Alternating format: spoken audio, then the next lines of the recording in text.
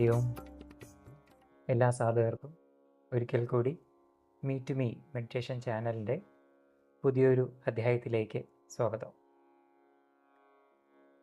അഹങ്കരിക്കരുത് എന്ന് പറയാൻ ഒരുപാട് പേരുണ്ടാവും.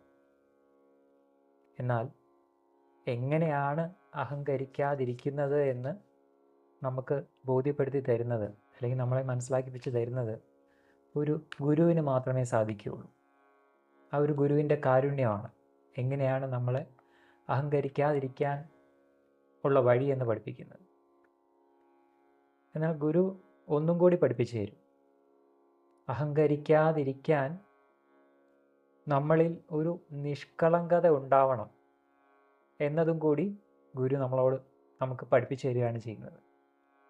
ആ നിഷ്കളങ്കത നമ്മളിൽ ഉണ്ടാവണമെന്നുണ്ടെങ്കിൽ ഗുരുവുമായിട്ടുള്ളൊരു ഹൃദയബന്ധം എപ്പോഴാണോ നമ്മളിൽ സംഭവിക്കുന്നത്, അപ്പോൾ നമ്മളിൽ സ്വാഭാവികമായിട്ടും സംഭവിക്കുന്നതാണ് നമ്മളിലെ നിഷ്കളങ്കത. ഈ നിഷ്കളങ്കതയിലൂടെ നമ്മൾ സഞ്ചരിക്കുമ്പോഴാണ് ഗുരു കാരുണ്യത്താൽ നമ്മളിൽ ആ ബോധത്തിൻ്റെ ഒരു രുചി അറിയുവാൻ സാധിക്കുന്നത്. ആ ബോധത്തിൻ്റെ രുചി നുകരുവാൻ സാധിച്ചാൽ പിന്നെ അഹങ്കരിക്കുവാൻ അവിടെ അവനില്ലാതെയാവും. അവനില്ലാതെ നമുക്ക് മുന്നോട്ട് പോകാൻ സാധിക്കുമ്പോഴാണ് നമ്മൾ നമ്മുടെ തന്നെ ആത്മസ്വരൂപത്തിലൂന്നി ഉള്ള ജീവിതം ജീവിച്ച് മുന്നോട്ട് പോകുന്നത്. അവധൂജിയുടെ അഹങ്കരിക്കൂ എന്ന ഈ രചനയെ മനനം ചെയ്തുകൊണ്ട് നമുക്ക് ഇന്നത്തെ സത്സംഗത്തിലേക്ക് കടക്കാം. ഇന്ന് നമ്മൾ എത്തിച്ചേർന്നിരിക്കുന്നത് മാവേലിക്കരയിലെ ശുഭാനന്ദ ആദർശാശ്രമത്തിലാണ്. ആത്മബോധോദയ സംഘം ശുഭാനന്ദ ആദർശാശ്രമത്തിലാണ്. ഇന്ന് നമ്മളോടൊപ്പം ഉള്ള മഹാത്മാവ് ഈ സംഘത്തിൻ്റെ, ആത്മബോധ സംഘത്തിൻ്റെ കർമ്മകർത്താവായിട്ടുള്ള സ്വാമി സൂക്ഷ്മാനന്ദജിയാണ്. നമുക്ക് സ്വാമിജിയെ സ്നേഹപൂർവ്വം നമ്മുടെ സത്സംഗത്തിലേക്ക് സ്വാഗതം ചെയ്യാം. നമസ്തേ സ്വാമിജി. ശുഭാനന്ദ ഗുരുദേവൻ്റെ ഒരു ബാല്യകാല ഒരു ജീവിതമുണ്ടല്ലോ, അതിനെക്കുറിച്ചൊക്കെ കൂടുതൽ അറിയാൻ താല്പര്യമുണ്ട്. ഭഗവാൻ ശുഭാനന്ദ ഗുരുദേവ തിരുവടികളെ മലയാള മാസം 1057 മേടമാസം 17 പൂരനക്ഷത്രത്തിലാണ് ജന്മമെടുത്തത്. മാതാപിതാക്കളുടെ പേര്, അച്ഛൻ്റെ പേര് ഇട്ടിയാദി എന്നും അമ്മയുടെ പേര് കൊച്ചുനീലി മാതാവ് എന്നുമായിരുന്നു. കുട്ടൻപേരൂർ കുലായിക്കലാണ് ഭഗവാൻ ജന്മമെടുത്ത് തൻ്റെ 7ാമത്തെ വയസ്സിൽ ഒരു പ്രത്യേകമായ ഒരു ദിവ്യ ദർശനം കുട്ടിയിലുണ്ടായി. ജന്മത്താൽ തന്നെ ഒരു തേജസ് നിറഞ്ഞ ഒരു കുട്ടിയായിരുന്നു ഭഗവാൻ. ആ തേജസ്സിനെ കണ്ട് പലരും അത്ഭുതപ്പെട്ടു പോയി, ബാലൻ ആരാണ് എന്താണെന്ന്. അന്ന് അക്കാലം 1057 പറയുമ്പോൾ അക്കാലം വളരെയധികം ഇത്രയുമേ പുരോഗമന ചിന്താഗതിയുള്ള കാലങ്ങളല്ല. അതിനെപ്പറ്റി കൂടുതൽ വർണ്ണിക്കണ്ടല്ലോ. ഇപ്രകാരം ജന്മമെടുത്ത ബാലനിൽ കണ്ട ഈ മാറ്റം എല്ലാവരും അത്ഭുതപ്പെട്ടു പോയി. എങ്കിൽ തന്നെയും തൻ്റെ 7ാം വയസ്സിൽ തനിക്കൊരു ദിവ്യ ദർശനമുണ്ടായി. സന്ധ്യാസമയം ഒരു ഗാഠമായിരിക്കുന്ന മയക്കത്തിൽപ്പെട്ടു. തൻ്റെ ഹൃത്തടത്തിൽ ഒരു ബാലാർക്കബിംബം പ്രത്യക്ഷപ്പെട്ടു. അതിൻ്റെ ഒരു നീലവിരിപ്പിൽ മധ്യത്തിലൊരു ശംഖും 3 നക്ഷത്രവും സൂര്യകിരണങ്ങളോട് കൂടിയതായ ഈ ബാലാർക്കബിംബം തൻ്റെ ഹൃത്തടത്തിൽ പ്രത്യക്ഷപ്പെട്ട് 3 ദിവസം അത് നിലനിന്നു. 3 ദിവസം കഴിഞ്ഞപ്പോഴാണ് അത് ശാന്തമായിരിക്കുന്ന അവസ്ഥയിലേക്ക് വന്നത്. 7 വയസ്സുള്ള ബാലനാണെന്ന് ഓർമ്മ വേണം. ഇതെന്താണെന്നറിയാതെ വീട്ടുകാർ വന്നടിച്ചു പോയി. മാതാപിതാക്കളും വിഷമിച്ചു. മറ്റുള്ളവരെല്ലാം ഇതെന്താണെന്ന് അറിയാതെ അവരും വളരെയധികം ബുദ്ധിമുട്ടിലായി. അത് കഴിഞ്ഞതിന് ശേഷം ബാലനായിരിക്കുന്ന ഗുരുദേവൻ കൂടുതൽ സംഭാഷണമില്ല, എപ്പോഴും ഒരാലോചന ചിന്ത ഒക്കെ ഉണ്ടായി ഇങ്ങനെ നിലകൊണ്ട് നിൽക്കുന്ന കാലഘട്ടം. ഒരു 12 വയസ്സായപ്പോൾ മാതാവ് ശരീരവിയോഗം ഉണ്ടായി. ശരീരവിയോഗം ഉണ്ടായപ്പോൾ ഗുരുദേവൻ ഈ സത്യത്തെ എന്താണെന്ന് കണ്ടുപിടിക്കണമല്ലോ, അതിന് താൻ യാത്ര തിരിച്ചു. പല ദേവാലയങ്ങളിലും പള്ളികളിലും ക്ഷേത്രങ്ങളിലും പല ആത്മീയ ഗുരുക്കന്മാരെടുത്തും പല ജ്ഞാനികളുടെ അടുത്തും താൻ സഞ്ചരിച്ചു. എവിടെയൊന്നും ഈ ആത്മമോക്ഷത്തെപ്പറ്റിയുള്ള പരിപൂർണത തനിക്ക് ലഭിക്കാഞ്ഞതിനാൽ താൻ ഇവിടുന്ന് പീരിമേട്, ഇടുക്കി ജില്ലയിലെ അമ്പലപ്പാറ അഥവാ ഏലപ്പാറയ്ക്ക് 7 കിലോമീറ്റർ മുൻപോട്ട് ചെല്ലുമ്പോൾ അമ്പലപ്പാറ എന്ന ആ വൻമല മുകളിൽ താൻ 12 വർഷത്തെ കഠിനമായ തപസ് ചെയ്തു. പല മലകളിലും ആയി തപസ് ചെയ്തുവെങ്കിലും അതിൻ്റെ പൂർണ്ണത ചെയ്തത് അമ്പലപ്പാറ തപോഗിരിമലയിലായിരുന്നു. 12 വർഷത്തെ തപസ്സിൽ അവിടെ 2 വർഷവും 11 മാസവും 22 ദിവസവും കഠിനമായ തപസ് ചെയ്തു. തപസ്സിനാൽ തന്നിൽ സമ്പൂർണമായിരിക്കുന്ന ജ്ഞാനരൂപനായി തീർന്നു. ശരീരവും മറന്ന് സർവ്വതും താൻ അവിടെ മറന്ന് സമ്പൂർണ്ണ ജ്ഞാന സ്വരൂപനായിരിക്കുന്ന സർവീശ്വര രൂപം അവിടെ രൂപാന്തരപ്പെട്ടു. സർവ്വതിലും അടങ്ങി നിൽക്കുന്ന മഹാശക്തി താൻ ഒരുവനായി മാറി. അങ്ങനെ തപസ് കഴിഞ്ഞ് താൻ പിന്നെ അത്ഭുതകരമായ പ്രവർത്തനങ്ങളാണ് നടത്തിയത്. താൻ ഇറങ്ങി വന്ന സമയം തന്നെ തന്നിൽ വസ്ത്രം പോലും ഇല്ലാഞ്ഞൊരു കാലമായിരുന്നത്. കാരണം ഇറങ്ങി വന്നപ്പോൾ തന്നെ രോഗികളെ സൗഖ്യപ്പെടുത്തുക, മറ്റു ദുഃഖിതരായിട്ടുള്ളവരെ സ്വാതന്ത്ര്യപ്പെടുത്തുക, മഹാരോഗങ്ങളെ നീക്കം ചെയ്യുക എന്നുവേണ്ട മഹാത്ഭുതങ്ങളെയെല്ലാം താൻ നടത്തി. അങ്ങനെ അത്ഭുതങ്ങൾ നടത്തി താൻ അവിടെ നിന്നും യാത്ര തിരിച്ച് ഇവിടെ കുട്ടൻപേരൂർ വന്ന് ഇവിടെയും അക്കാലം ജാതി കൊണ്ടും മതം കൊണ്ടും തീണ്ടലും തൊടിയിലുമായി നിൽക്കുന്ന കാലഘട്ടമായിരുന്നു. ഒരു അധകൃതൻ ഒരു സന്യാസിയായി കടന്നു വന്നപ്പോഴുണ്ടാകുന്ന ബുദ്ധിമുട്ടുകളെ പറ്റിയൊന്നും ഞാൻ കൂടുതൽ വിശദീകരിക്കണ്ടല്ലോ. മനസ്സിലായില്ല പറഞ്ഞു. ഒടുവിൽ ഇതിനെയെല്ലാം ധരണം ചെയ്ത് ഭഗവാന്റെ അത്ഭുത പ്രവർത്തനങ്ങൾ നടത്തിയപ്പോൾ ആത്മാക്കൾ അനേകർ ഭഗവാനിൽ കൂടി. ഇത് മറ്റുള്ളവർക്ക് വീണ്ടും വൈരാഗ്യത്തിലേക്ക് നിലനിന്നു. ഇങ്ങനെ വൈരാഗ്യമുണ്ടായി ഗുരുവിനെ ഇല്ലായ്മപ്പെടുത്തുവാൻ ഒരു സംഘം ജാതിമതക്കൂട്ടങ്ങളും വൈരാഗ്യപ്പെട്ട് ഭഗവാനെ ഉപദ്രവിക്കുവാനും ഇല്ലായ്മപ്പെടുത്തുവാനും ശ്രമിച്ച കാലമുണ്ടായിരുന്നു. ആ കാലത്ത് ഇവിടെ കല്ലുമേൽ അന്നൊരു ഭവനത്തിൽ താമസം ആരംഭിച്ചുകൊണ്ട് താൻ സംഘപ്രവർത്തനം ആരംഭിച്ചു. ഈ ആത്മലോകം ആകമാനം അറിവില്ലാതെ കിടക്കുന്നു, അറിവില്ലായ്മയെ നിൽക്കുന്നു. അടിമപ്പെടുത്തുന്നവന് അറിവില്ല, അടിമപ്പെടുന്നവനും അറിവില്ല. കാരണം 2 കൂട്ടരും അറിവില്ലാത്തവരാണ്. അപ്പോൾ അറിവില്ലാത്തവരിലേക്ക് അറിവിനെ പ്രദാനം ചെയ്ത് ആത്മബോധമുള്ളവരായിത്തീരണം. നിങ്ങൾ മുമ്പേ പറഞ്ഞല്ലോ, എങ്ങനെയാണ് മനുഷ്യൻ ഞാൻ ആരാണെന്ന് തിരിച്ചറിയുന്ന, ഞാൻ എവിടെ നിന്ന് വന്നു എന്ന് തിരിച്ചറിയുന്ന, ഞാൻ എത്ര കാലം ഇവിടെ ഉണ്ടാകുമെന്ന് നമുക്ക് ബോധ്യമില്ലാത്ത നമ്മൾ ഇവിടെ എന്ത് ചെയ്യണമെന്ന് തിരിച്ചറിയുന്ന, എന്നാൽ ഈ ആത്മാവും ശരീരവും നിത്യമല്ലെന്ന്, ഈ ശരീരം നിത്യമല്ലെന്ന് തിരിച്ചറിയുന്ന ഒരറിവാണ് ആത്മബോധം. അങ്ങനെ താൻ ആത്മബോധോദയ സംഘമെന്ന മകൾ പ്രസ്ഥാനത്തിന് രൂപം കൊടുത്തു.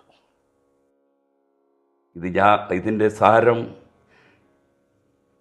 ആത്മബോധമെന്ന ഈ സത്യത്തിൽ ജാതിയോ മതമോ വർഗമോ മറ്റ് യാതൊന്നുമില്ല.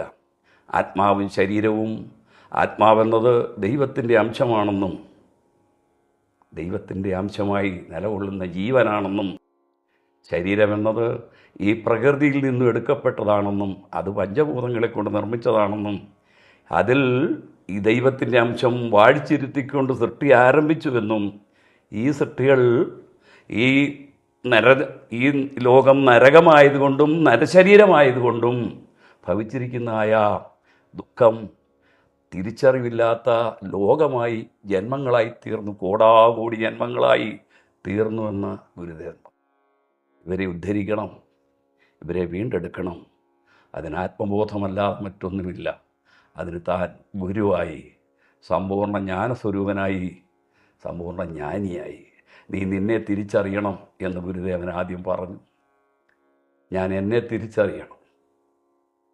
എൻ്റെ ശരീരം, എൻ്റെ ആത്മാവ്, എൻ്റെ ജീവൻ, ഇത് ഞാൻ തിരിച്ചറിയണം. ഞാൻ എവിടെ നിന്ന് വന്നു എന്നറിയണം. ഇവിടം വിട്ടു കഴിഞ്ഞാൽ ഞാൻ എവിടേക്ക് പോകുന്നു എന്നറിയണം. മനുഷ്യജീവിതം ഒരു സ്വപ്നം പോലെയുള്ളൂ. നമ്മുടെ ജീവിതം കഴിഞ്ഞാൽ ഒരു സ്വപ്നം പോലെയുള്ളൂ നമ്മളെല്ലാവരും. നമ്മുടെ മാതാപിതാക്കളെല്ലാം ഒരു സ്വപ്നം പോലെയുള്ളൂ നമുക്കിപ്പോഴും. അങ്ങനെ നമ്മെ നാം തിരിച്ചറിയുന്ന അറിവായി താൻ തപസ്സനാൽ സമ്പൂർണ്ണ ജ്ഞാനസ്വരൂപനായിരിക്കുന്ന ജ്ഞാനം ഈ ആത്മലോകത്തിലേക്ക് പകർത്തി. അങ്ങനെ ഇത് പകർത്തി താൻ ശിക്ഷഗണങ്ങളെ അനേകരെ വർദ്ധിപ്പിച്ചു. താൻ കല്ലുമേൽ എന്ന പ്രദേശത്ത് വന്ന് ആദ്യ സ്ഥാപനം നിലനിർത്തി.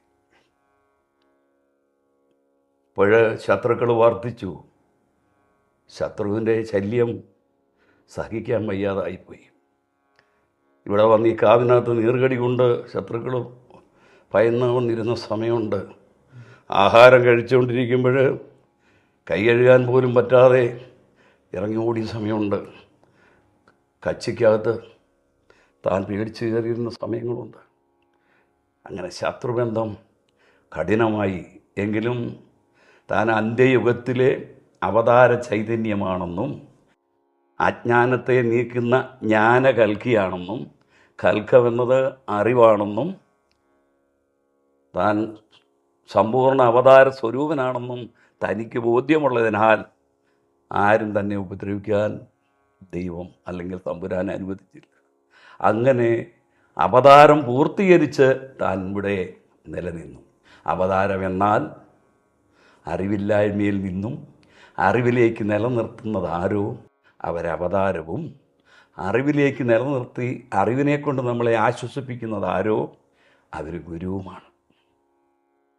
അങ്ങനെ താൻ ആത്മബോധോദയ സംഘം എന്ന മകൾ പ്രസ്ഥാനത്തിന് രൂപം കൊടുത്തു. 2ാം നമ്പർ ശാഖയാണ് നമ്മുടെ ചെറുവൂർ ശ്രീ ശുഭാനന്ദാസ്. അവിടെയും കുറച്ചു കാലം ഭഗവാൻ താമസിച്ചു. വീണ്ടും ഇവിടെ വന്നു. പിന്നെ സംഘപ്രവർത്തനമെല്ലാം ഇവിടെ വെച്ചാണ് നടത്തിയത്. അനേക ജനങ്ങൾ, അവശതകൾ അനുഭവിക്കുന്നവർ, ദുഃഖിതർ, രോഗികൾ, മാനസിക ക്ലേശമുള്ളവർ എല്ലാവരും വന്നു. ഭഗവാൻ ജാതി മതഭേദമില്ലാത്ത ഇവരെയെല്ലാം ഭഗവാൻ രക്ഷിച്ചു കൊണ്ടിരുന്നു. ഈ കാലം ശത്രുക്കളുടെ എണ്ണം വർദ്ധിച്ചു വന്നപ്പോൾ ശ്രീനാരായണ ഗുരുസ്വാമികളുമായിട്ടും ഭഗവാൻ ബന്ധിച്ചു. 101 സന്യാസിമാരുമായിട്ട് ഭഗവാൻ ഇവിടുന്ന് തിരുവനന്തപുരയ്ക്ക് ഒരു പദയാത്ര നടത്തി. തിരുവനന്തപുരം ചിത്ര തിരുനാൾ മഹാരാജാവ് ഭരിക്കുന്ന കാലം 101 സന്യാസിമാരുമായിട്ട് കൊട്ടാരത്തിലേക്ക് യാത്ര തിരിച്ചു വിടുന്നു. അവിടെ ചെന്ന് മഹാരാജാവിനെ മുഖം കാണിച്ചപ്പോൾ മഹാരാജാവ് ചോദിച്ചത് എന്താ വേണ്ടതെന്നാണ്. രാജാവിനോട് പറഞ്ഞു, എനിക്ക് മറ്റൊന്നും വേണ്ട, എല്ലാ ജനങ്ങളും സമസ്തമായി ക്ഷേത്രപ്രവേശനം നടത്തണം, അതിനുള്ളൊരു അനുവാദം തരണമെന്ന് പറഞ്ഞു. പലരും മുഖം കാണിച്ചാൽ പലരും പലതാണ് ആവശ്യപ്പെടുന്നെങ്കിലും സ്വാമികൾ മാത്രം ജനങ്ങൾ ക്ഷേത്രപ്രവേശനം വേണം.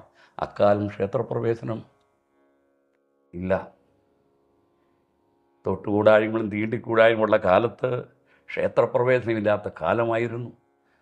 എങ്കിലും ഭഗവാൻ 101 സന്യാസിമാരുമായിട്ട് പദയാത്രയായി ചെന്ന് ഇതാവശ്യപ്പെട്ടു. ഇതിൻ്റെ കുറച്ചു കാലം കഴിഞ്ഞപ്പോഴാണ് ആ ക്ഷേത്രപ്രവേശന വിളംബരം ചിത്തരിതനാൽ മഹാരാജ് നടത്തിയത്. വീണ്ടും വന്ന് താൻ സംഘപ്രവർത്തനം നടത്തി. സംഘപ്രവർത്തനത്തിലെ ഒരുപാട് ദുരിതങ്ങൾ നേരിട്ടു.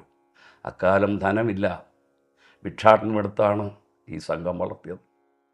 സന്യാസി പരമ്പരകളും ഭക്തജനങ്ങളും തൻ്റെ അനുഭവത്താൽ നിലനിന്ന ആത്മലോകം തന്നോട് കൂടി വന്നു നിന്നിട്ട് ഭിക്ഷാടനമെടുത്തു.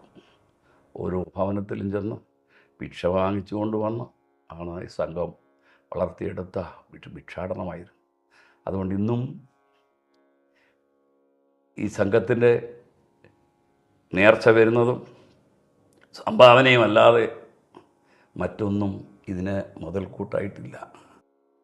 ആയതുകൊണ്ട് ആത്മബോധോദയ സംഘമെന്ന മകൾ പ്രസ്ഥാനത്തെ രൂപം കൊടുത്തുകൊണ്ട് ഇന്നും ഇവിടെ കടന്നു വരുന്നവർക്ക്, ഇന്ന് കടന്നു വന്നവർക്കും അവശതകളെ പരിഹരിച്ച് സന്തോഷമായിട്ടാണ് അവർ പോയത്. ഇന്നും 69 വർഷക്കാലം താനിക ലോകത്തിൽ ഈ ശരീരത്തോടു കൂടി വാണിരുന്നു. 69 വർഷം കഴിഞ്ഞപ്പോൾ താൻ ശരീരം ഉപേക്ഷിച്ചു. ശരീരം ഉപേക്ഷിച്ചപ്പോൾ ഭക്തജനങ്ങളും പരമ്പരകളും ചോദിച്ചു, ഇനി ഞങ്ങൾ ഗുരുവിനെ ഇവിടെ കാണാൻ പറ്റും? ഉടനെ പറഞ്ഞത്, നിങ്ങളിൽ ഓരോരുത്തരിലായിട്ട് ഇനി എന്നെ കാണാൻ സാധിക്കും. മനസ്സിലായില്ലേ? ദൈവം സർവ്വവ്യാപിയാണ്, എല്ലായിടത്തും വ്യാപിച്ചു നിൽക്കുന്നു. ഈശ്വരൻ ശരീരമല്ല, ദേഹമല്ല, മറിച്ച് ദേഹിയാണ്. അതുകൊണ്ട് നിങ്ങളിൽ ഓരോരുത്തരിലുമായി എന്ന് പറഞ്ഞതിൻ്റെ സാരം, എൻ്റെ ശിഷ്യന്മാരിൽ ഓരോരുത്തരിലുമായി എന്നെ കാണാൻ പറ്റും. എൻ്റെ നിയമം പാലിക്കുകയും എൻ്റെ നാമം സ്തുതിക്കുകയും ചെയ്യുന്നവരിലെല്ലാം ഞാനുണ്ടാകും. അന്ത്യയുഗത്തിൻ്റെ മോക്ഷം, കലിയുഗത്തിൻ്റെ മോക്ഷം, അത് നാമസങ്കീർത്തനമാണ്. എന്നെ ആര് മഹത്വപ്പെടുത്തുന്നു, എൻ്റെ നിയമത്തിൽ ആര് ജീവിക്കുന്നുവോ അവരിൽ ഞാനുണ്ടാകും, ഞാൻ അവരിലും ഉണ്ടാകും. കലിയുഗത്തിൻ്റെ മോക്ഷം നാമസങ്കീർത്തനം അറിയാമല്ലോ, അല്ലയോ?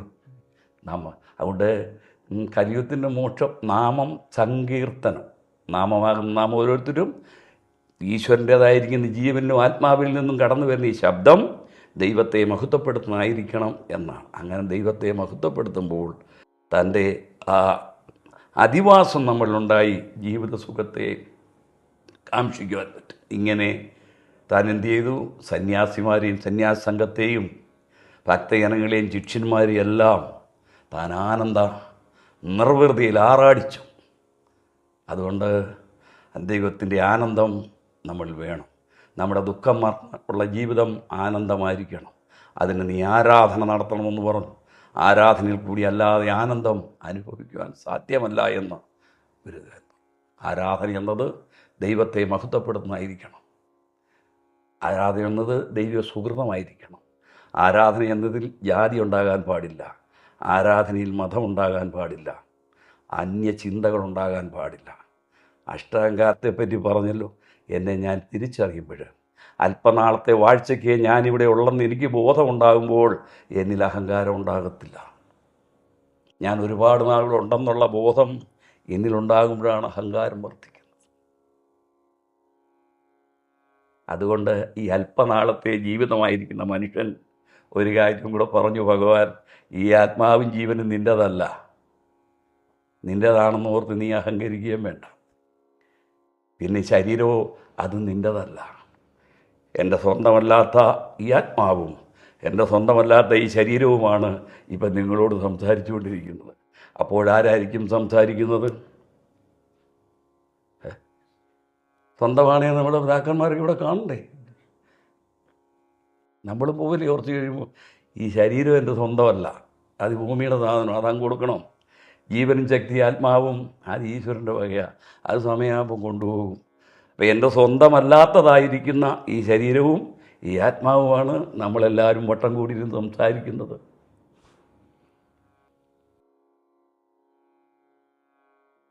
മനസ്സിലായോ? നിങ്ങളും ഞാനും എല്ലാം ഈ ഇരിക്കുന്നവരെല്ലാം അങ്ങനെ സ്വന്തമല്ലാത്തതാണ് നമ്മൾ ഉപയോഗിച്ചിരിക്കുന്നത്. നമ്മൾ കുറച്ച് കഴിയുമ്പം മറഞ്ഞു പോകും. പൂന്താനം പാടിയ പോലെ ജ്ഞാനപ്പാനെ മറഞ്ഞു പോകും. കണ്ടിരിക്കുന്നവരെ എല്ലാം കണ്ടില്ലെന്ന്. ഇതെല്ലാം ദൈവത്തിൻ്റെ ഒരു ലീലാവിനോദമാണ്. ആത്മബോധം അത്യന്ത വേദാന്തമാണ്. ഇദ്ധരയിൽ മറ്റു വേദം വേറെയില്ല. ഇതാരാലും എഴുതിയതുമല്ല. ഇത് വായിച്ചു പഠിക്കാനുമില്ല. ഇത് ഗുരുവിൽ കൂടി നമുക്ക് പഠിച്ചെടുക്കണം. തൻ്റെ സർവജ്ഞാനം 12 വർഷം കഠിനമായി തപസ് ചെയ്ത് തന്നിൽ ഉദയമായ ഈശ്വരശക്തി നമ്മളിൽ ഭവിക്കണമെങ്കിൽ നമ്മൾ ഓരോരുത്തരും നിഷ്ഠയോടുകൂടി ജീവിച്ചിത് പഠിച്ചെടുക്കണം. അങ്ങനെ പഠിച്ചെടുത്ത് എന്തു ചെയ്യണം? തനിക്ക് പകരക്കാരായി തീരണം. ആത്മബോധോദയ സംഘത്തിൻ്റെ അധിപതി പ്രതിപുരുഷൻ മഠാധിപതിപാദങ്ങളാണ്. നിങ്ങൾ പോയി കണ്ടില്ലേ? അദ്ദേഹമാണ് ഇതിൻ്റെ പ്രതിപുരുഷൻ. ഗുരുവിൻ്റെ ഞാൻ അതിൻ്റെ അടുത്ത ആളാണ് കർമ്മകർത്താവ്. അദ്ദേഹമാണ് ഇതിൻ്റെ സകലതും.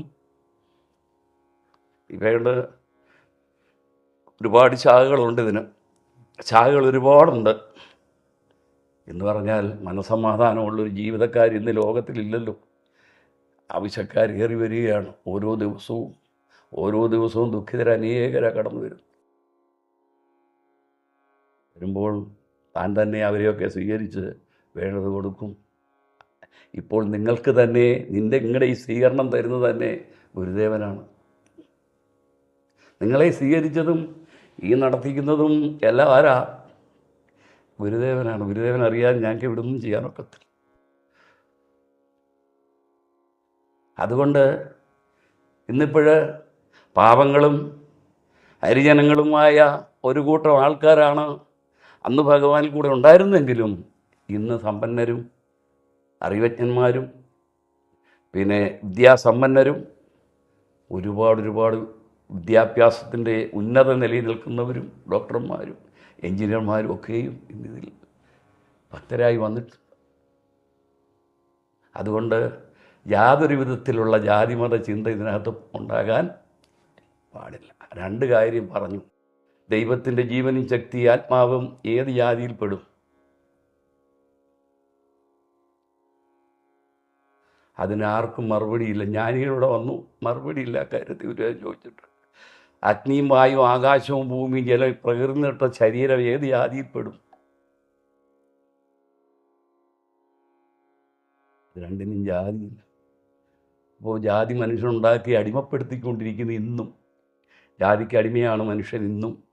അതിൽ നിന്നെല്ലാം വിടുതൽ ചെയ്യുന്ന ഒരധ്യാത്മിക സംഘടനയാണ് ആത്മബോധോദയ സംഘം.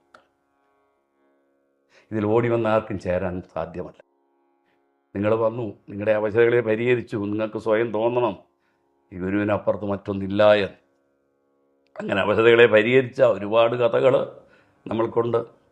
അങ്ങനെ ഭഗവാൻ സ്ഥാപിച്ചതായ ഈ പുണ്യ സങ്കേതമാണ്. ഭഗവാൻ പറഞ്ഞു, ക്ഷേത്രം ഒന്നേ ഉള്ളൂ, അത് നമ്മുടെ ശരീരമാണ്. പഞ്ചഭൂതങ്ങളെ കൊണ്ട് നിർമ്മിച്ച ശരീരം, 9 വാതെല്ലാം സ്ഥാപിച്ച ശരീരമാണ് ക്ഷേത്രം. അതിനുള്ള പ്രതിഷ്ഠ ജീവനും ആത്മാവുമാണ്. അതുകൊണ്ട് നാം ആയിരിക്കും ക്ഷേത്രത്തിലാണ് നാം ആരാധന നടത്തുകയും ദൈവത്തെ ഇരുത്തുകയും ചെയ്യേണ്ടത്. അങ്ങനെ നടത്തി വരുന്ന ഒരാരാധനകളും ആരാധനവേദിയുമാണ് ഇവിടെ നടന്നുകൊണ്ടിരിക്കുന്നത്. അതിൻ്റെയൊക്കെയും ഭക്തരായി നിലകൊള്ളുന്നവരാണ് ഇവിടെ കാർത്തിക്. ഞങ്ങളൊക്കെയും ഗുരുവിൻ്റെ ഭക്തരായി കടന്നു വന്ന്, ഞാൻ ഈ മതത്തിലേക്ക് കടന്നു വന്ന് ഞാൻ ക്രിസ്തുമതം സ്വീകരിച്ചവനായിരുന്നു.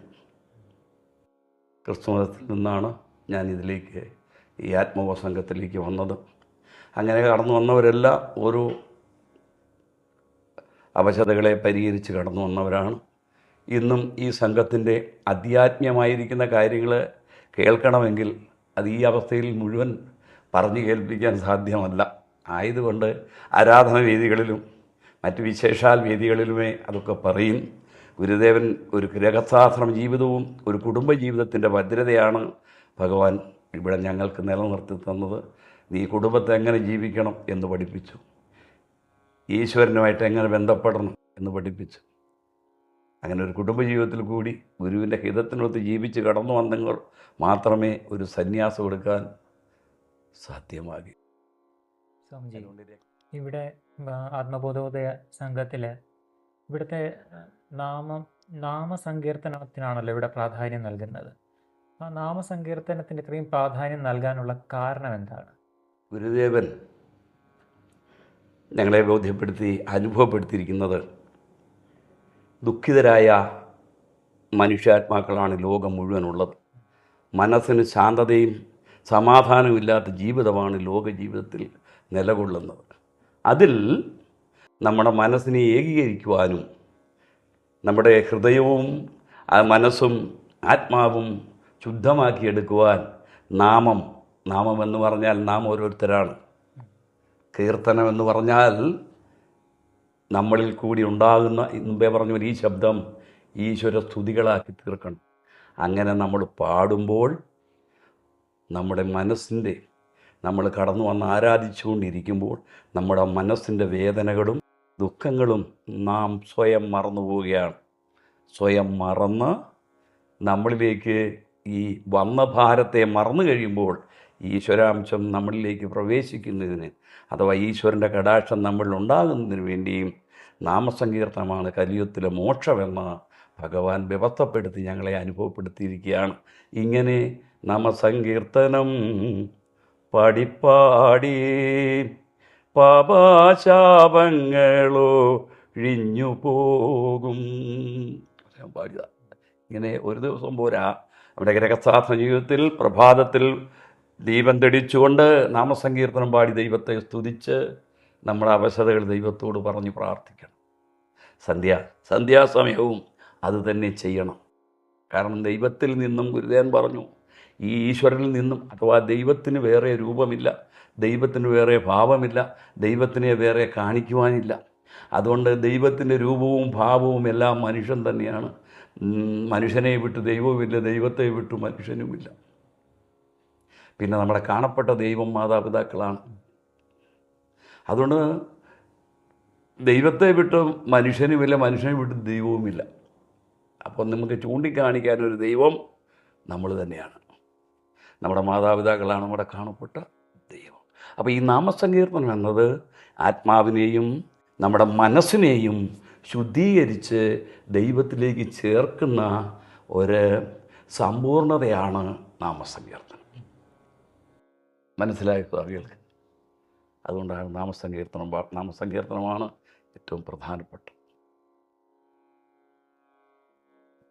സ്വാമിജി, ഗുരുദേവൻ 69 വർഷത്തോളം ശരീരത്തിൽ ജീവിച്ചിരുന്നു എന്നങ്ങ് പറഞ്ഞല്ലോ. അദ്ദേഹത്തിൻ്റെ സമാധി എങ്ങനെയായിരുന്നു, ഏത് അവസരത്തിലായിരുന്നു എന്നൊന്ന് വിശദീകരിക്കാം. 1125 കർക്കിടക മാസം 13-ാം തീയതി രാത്രി 9 മണിയോടുകൂടിയാണ് ഭഗവാൻ സമാധിയാകുന്നത്. തിരുവനന്തപുരം ആശുപത്രിയിൽ വെച്ചാണ് ശരീരം മാറ്റപ്പെട്ടത്. ഭക്തരെല്ലാം നിലനിന്നു. തനിക്ക് ശരീരം മാറ്റപ്പെടേണ്ട സമയമായെന്നറിഞ്ഞപ്പോൾ ഇവിടെ നിന്നാൽ അത് സാധിക്കത്തില്ല എന്ന് ബോധ്യപ്പെട്ടതുകൊണ്ട് താൻ തിരുവനന്തപുരത്തേക്ക് യാത്ര തിരിക്കുകയായിരുന്നു. ഇവിടെ ആശുപത്രിയിലാൻ മെഡിക്കൽ കോളേജിലെ റൂമിൽ സന്യാസി പരമ്പരകളുമായി അവിടെ എത്തി. രാത്രി 9 മണിയോടുകൂടി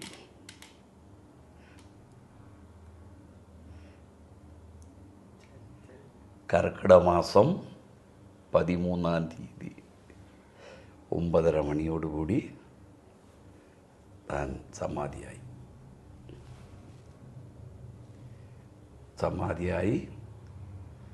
ശേഷം അവിടുന്ന് ഇവിടെ വന്ന്, അന്ന് കർക്കിടക മാസം 13-ാം തീയതി എന്ന് പറയുമ്പോൾ നമ്മളൊന്ന് ആലോചിച്ച് നോക്കണം. മഴയില്ലേ, വലിയ വെള്ളപ്പൊക്കമായിരുന്നു. ഭഗവാൻ ഇവിടെ എത്തി തൻ്റെ പരമ്പരകളെല്ലാം തന്നെ ദിവ്യനായിരിക്കുന്ന, ദിവ്യത്വം നിലനിന്ന ഗുരു, സമ്പൂർണ്ണ അറിവായി നിലനിന്ന ഗുരു, അതിന് സമാധിയിരുത്തണം. അക്കാലം അതിൻ്റെ ചട്ടവട്ടങ്ങൾ അറിയാവുന്നവരും ഉണ്ടായിരുന്നു.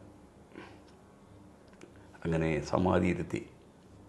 സമാധിയിരുന്നതിന് ശേഷം പിന്നെ വീണ്ടും ഇവിടെ ആരാധന കാര്യങ്ങളും മറ്റ് ഇവിടുത്തെ എല്ലാ നടത്തിപ്പ് കാര്യങ്ങളും, ഗുരുദേവൻ ജീവിച്ചിരുന്ന കാലം സംഘം എങ്ങനെ മുൻപോട്ട് കൊണ്ടുപോകണമെന്ന് താനൊരു നിയമാവലി പാസ്സാക്കിയിരുന്നു. ആ നിയമാവലിയുടെ അടിസ്ഥാനത്തിലാണ് ഇപ്പോൾ സംഘം പോയിക്കൊണ്ടിരിക്കുന്നത്. അത് 144 സംഘം രജിസ്റ്റർ ചെയ്യപ്പെട്ടു മാവേലിക്കര കോടതിയിൽ. അക്കാലത്ത്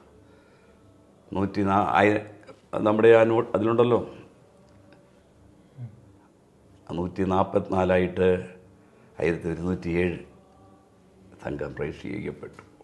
അങ്ങനെ രജിസ്റ്റർ ചെയ്ത് ആ നിയമാവലിയുടെ അടിസ്ഥാനത്തിലാണ് ഇന്നിപ്പോൾ സമാധി സന്നിധാനത്തിൽ ഈ സംഘത്തിൻ്റെ പ്രവർത്തനം മുൻപോട്ട് നടന്നുകൊണ്ടിരിക്കുന്നത്.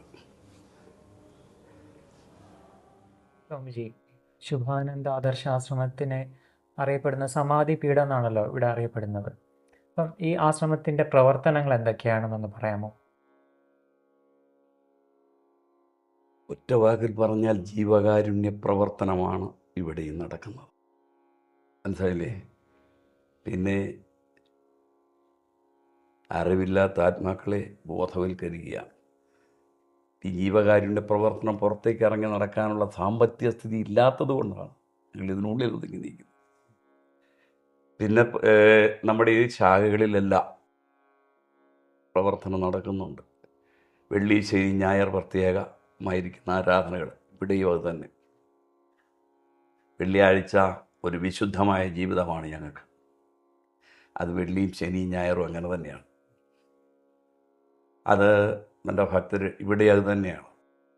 അപ്പോൾ ഇവിടെ ആത്മീയവും ഭൗതികവുമായിരിക്കുന്ന സർവ്വകാര്യങ്ങളെയും നിലനിർത്തിക്കൊണ്ടാണ് ഇവിടെ ഇതിൻ്റെ പ്രവർത്തനം മുൻപോട്ട് പോകുന്നത്.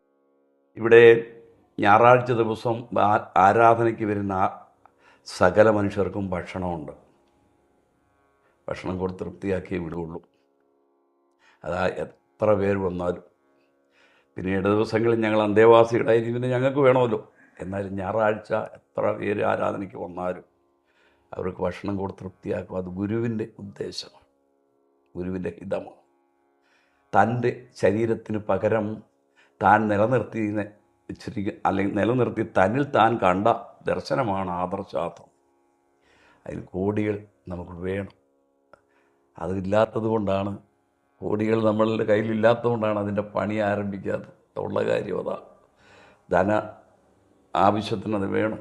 അതിന് ഉള്ള വിസ്തീർണങ്ങളും കാര്യങ്ങളും എല്ലാം ഗുരുദേവൻ വ്യവസ്ഥപ്പെടുത്തിയിട്ടുണ്ട്.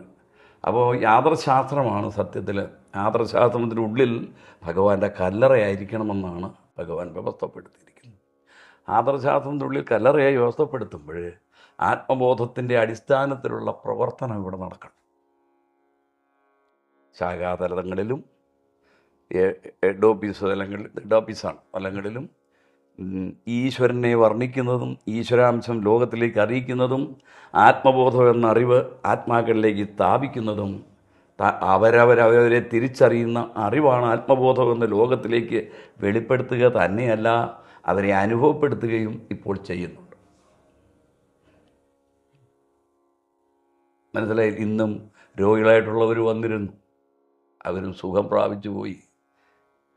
അങ്ങനെ അനുഭവപ്പെടുത്തുകയും ചെയ്യുന്നതായ ഒരു ജീവകാരുണ്യ പ്രവർത്തനവും ഇവിടെ നടക്കും.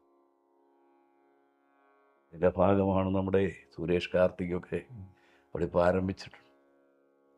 ഞാൻ പ്രയാഗ്രാം കുംഭമേളയ്ക്കും പോയിരുന്നു. പിന്നെ എന്നും പ്രഭാതത്തിൽ 5:30 മണിയോടുകൂടി കർമ്മങ്ങൾ ആരംഭിക്കും. 6 മണിയോടുകൂടി പ്രാർത്ഥന നടക്കും. ഓരോ യാമായാമങ്ങൾ 6 മണി പ്രഭാതത്തിൽ, 9 മണി, 12 മണി, 3 മണി, 6 മണി, വൈകിട്ട് 9. ഇതിങ്ങനെ തുടർച്ചയായിട്ട് യാമായാമങ്ങളിൽ ആരാധനകൾ ഇവിടെ നടന്നുകൊണ്ടിരിക്കുന്നു. അതിന് ഇതുവരെ ഭംഗമൊന്നും വരുന്നില്ല. പിന്നെ ഓരോ മാസത്തിലും വരുന്ന പൂരം നക്ഷത്രം, താൻ പൂരം നക്ഷത്രത്തിലാണ് ജനിച്ചത്. താൻ്റെ ജന്മനക്ഷത്രം പൂരമാണ്. പൂരം നക്ഷത്രത്തിൽ ഓരോ മാസം വരുന്ന പൂരം നക്ഷത്രം തക്കപ്പിറന്നാളായി പ്രഭാതം മുതൽ പിറ്റേ ദിവസം പ്രഭാതം വരെയും ഞങ്ങൾ സ്തുതികൾ നടത്തും. പിന്നെ ഗുരുദേവൻ്റെ പൂരം 1057 ആണ്ട് മേടമാസം 17-ാം തീയതി പൂരം നക്ഷത്രത്തിൽ വലിയ ആഘോഷങ്ങളാണ് ഇവിടെ നടക്കുന്നത്. അന്ന് ഇവിടെ ലോകപ്രദക്ഷിണം, പട്ടണപ്രദക്ഷിണമൊക്കെ ആയി എല്ലാ വിധത്തിലുമുള്ള ആഘോഷങ്ങൾ നടത്തുന്നു. ദൂരെ നിന്നൊക്കെയും ഭക്തജനങ്ങൾ ഒരുപാട് പേര് വന്നു ചേരുന്നു. 10 ദിവസത്തെ ഉത്സവമാണ്. ഗുരുദേവൻ പറഞ്ഞത് ആ ദൈവത്തിൽ നിന്നും ദൈവങ്ങളാണ് നമ്മൾ. പിതാവിൽ നിന്നും പുത്രൻ എന്നതുപോലെ ഈശ്വരൻ്റെ അംശമായിരിക്കുന്ന മനുഷ്യൻ ആ ദൈവത്തിൽ നിന്നും ആരായിത്തീർന്നു? ദൈവങ്ങളായിത്തീർന്നു. അപ്പം നമ്മളെല്ലാം ദൈവങ്ങളാണ്. പക്ഷേ ഈ ലോകത്ത് ജന്മമെടുത്ത് വന്നപ്പോൾ നമ്മളിൽ പലവിധ മോഹചിന്തകൾ, രവ്യാഗ്രഹങ്ങൾ എല്ലാം നമ്മളെ അടിമപ്പെടുത്തി, എന്നെ നിങ്ങളെ ഇപ്പോൾ അടിമപ്പെടുത്തിയിരിക്കുന്ന അതാണ്. അതുകൊണ്ട് ദൈവത്വം നമ്മളിൽ നഷ്ടപ്പെട്ടു പോയി ദൈവത്വത്തെ തിരിച്ചു കൊണ്ടുവരണമെങ്കിൽ മുമ്പേ പറഞ്ഞ പോലെ ഒരു ഗുരു ആവശ്യമാണ്. ഗുരുവിൽ കൂടി അല്ലാതെ, അതുകൊണ്ട് താൻ ഗുരുവായി ഞാൻ ദൈവത്തിൽ അവതരിച്ചു. ഗുരു എന്ന് പറയുന്നത് ഗുഹാരം ഇരുട്ടാണ്, രുഗാരം പ്രകാശമാണ്. നമ്മളിലുള്ള ഗുഹാരത്തെ നീക്കി രുഗാരത്തെ പ്രകാശിപ്പിക്കുന്നവൻ ആരോ, അത് ഗുരുവാണ്. അതുകൊണ്ട് താൻ ദൈവത്തിൽ ഗുരുവായി വന്ന് നമ്മളോട് ഇതെല്ലാം ബോധ്യപ്പെടുത്തുക. ഇതനുസരിക്കുന്നവരൊക്കെയും ഇന്ന് രക്ഷ പ്രാപിക്കുക. സാരാംശമാണ് ആത്മബോധം. അപ്പം സ്ഥൂലത്തെ കൊണ്ട് ഇതിൻ്റെ സൂക്ഷ്മത്തെ തെളിയിക്കുന്ന അറിവാണ് നമ്മളിലേക്ക് ഗുരുദേവൻ തന്നത്. അറിവാണ് പ്രകാശിക്കുന്നത്.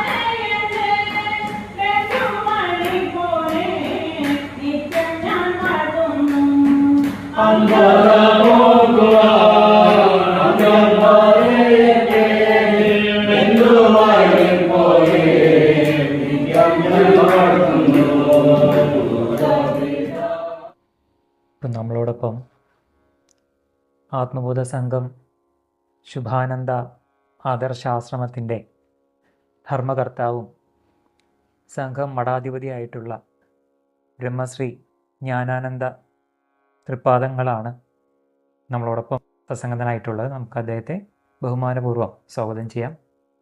നമസ്തേ. സ്വാമിജി, അങ്ങ് ശുഭാനന്ദ ഗുരുദേവൻ്റെ 7ാമത്തെ പ്രതിപുരുഷനാണല്ലോ. അതെ. ശുഭാനന്ദ ഗുരുദേവൻ ഈ സമൂഹത്തിന് കൊടുത്ത ഒരു ധർമ്മ സന്ദേശം എന്താണ്? സർവ മനുഷ്യകുലങ്ങളും ദൈവത്തിൽ നിന്നും ദൈവങ്ങളായി തീരപ്പെട്ട ദൈവങ്ങളാവുന്നു. പക്ഷെങ്കിൽ മനുഷ്യകുലങ്ങളുടെ ഈ ലോകവാഴ്ചക്കാലത്ത്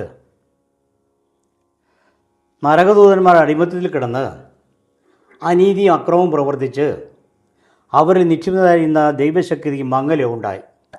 അപ്പോൾ ദൈവശക്തിക്ക് ശരിയായ രീതിയിൽ പ്രവർത്തിക്കാൻ ഒക്കാവുന്ന ഇത് മനുഷ്യകുലങ്ങൾക്ക് പലവിധമായിട്ടുള്ള പ്രതികൂല സാഹചര്യങ്ങൾ നേരിടുകയും ആ പ്രതികൂല സാഹചര്യങ്ങളെ നേരിടാൻ സാധിക്കാതെ വന്ന സമയത്ത് മനുഷ്യകുലങ്ങൾ സൃഷ്ടാവിനെ വിളിച്ച് അപേക്ഷിച്ച അപേക്ഷയെ ഉപേക്ഷ കൂടാതെ ചെയ്യുന്നുണ്ട്.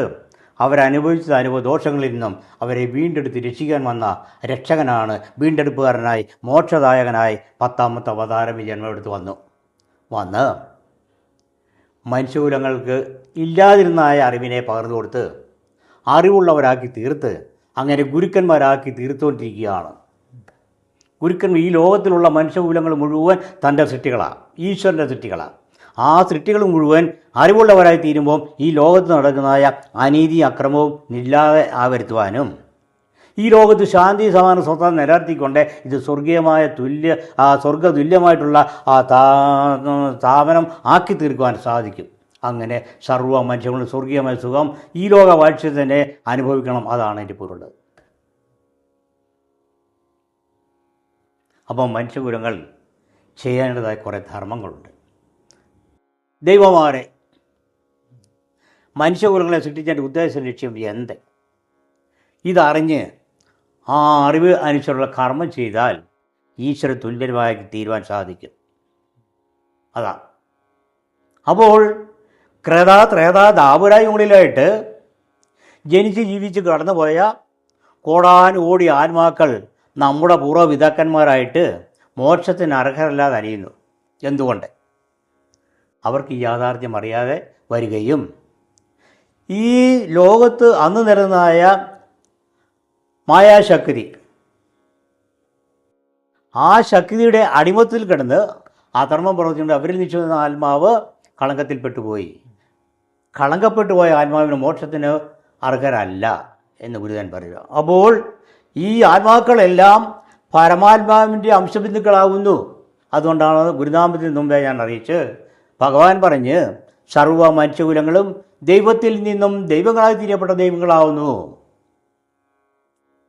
ആ നഷ്ടപ്പെട്ടു പോയ ദൈവത്വത്തെ വീണ്ടും അവരിൽ സ്ഥാപിക്കാൻ വേണ്ടിയാണ് ഇതിനു മുൻപ് 9 അവതാര ഗുരുക്കന്മാരായിട്ട് വന്നത് ഈശ്വരൻ തന്നെയാണ്. 9 പ്രാവശ്യം താൻ മർത്യവേഷം എടുത്ത് വന്നപ്പോൾ തന്നാരക്ഷിക്കപ്പെട്ട മനുഷ്യകുലങ്ങളിൽ കൂടി തനിക്കുണ്ടായ അനീതി അക്രമം നിമിത്തം വന്ന ഉദ്ദേശം പൂർണ്ണതയിൽ വരുത്തുവാൻ സാധിച്ചില്ല.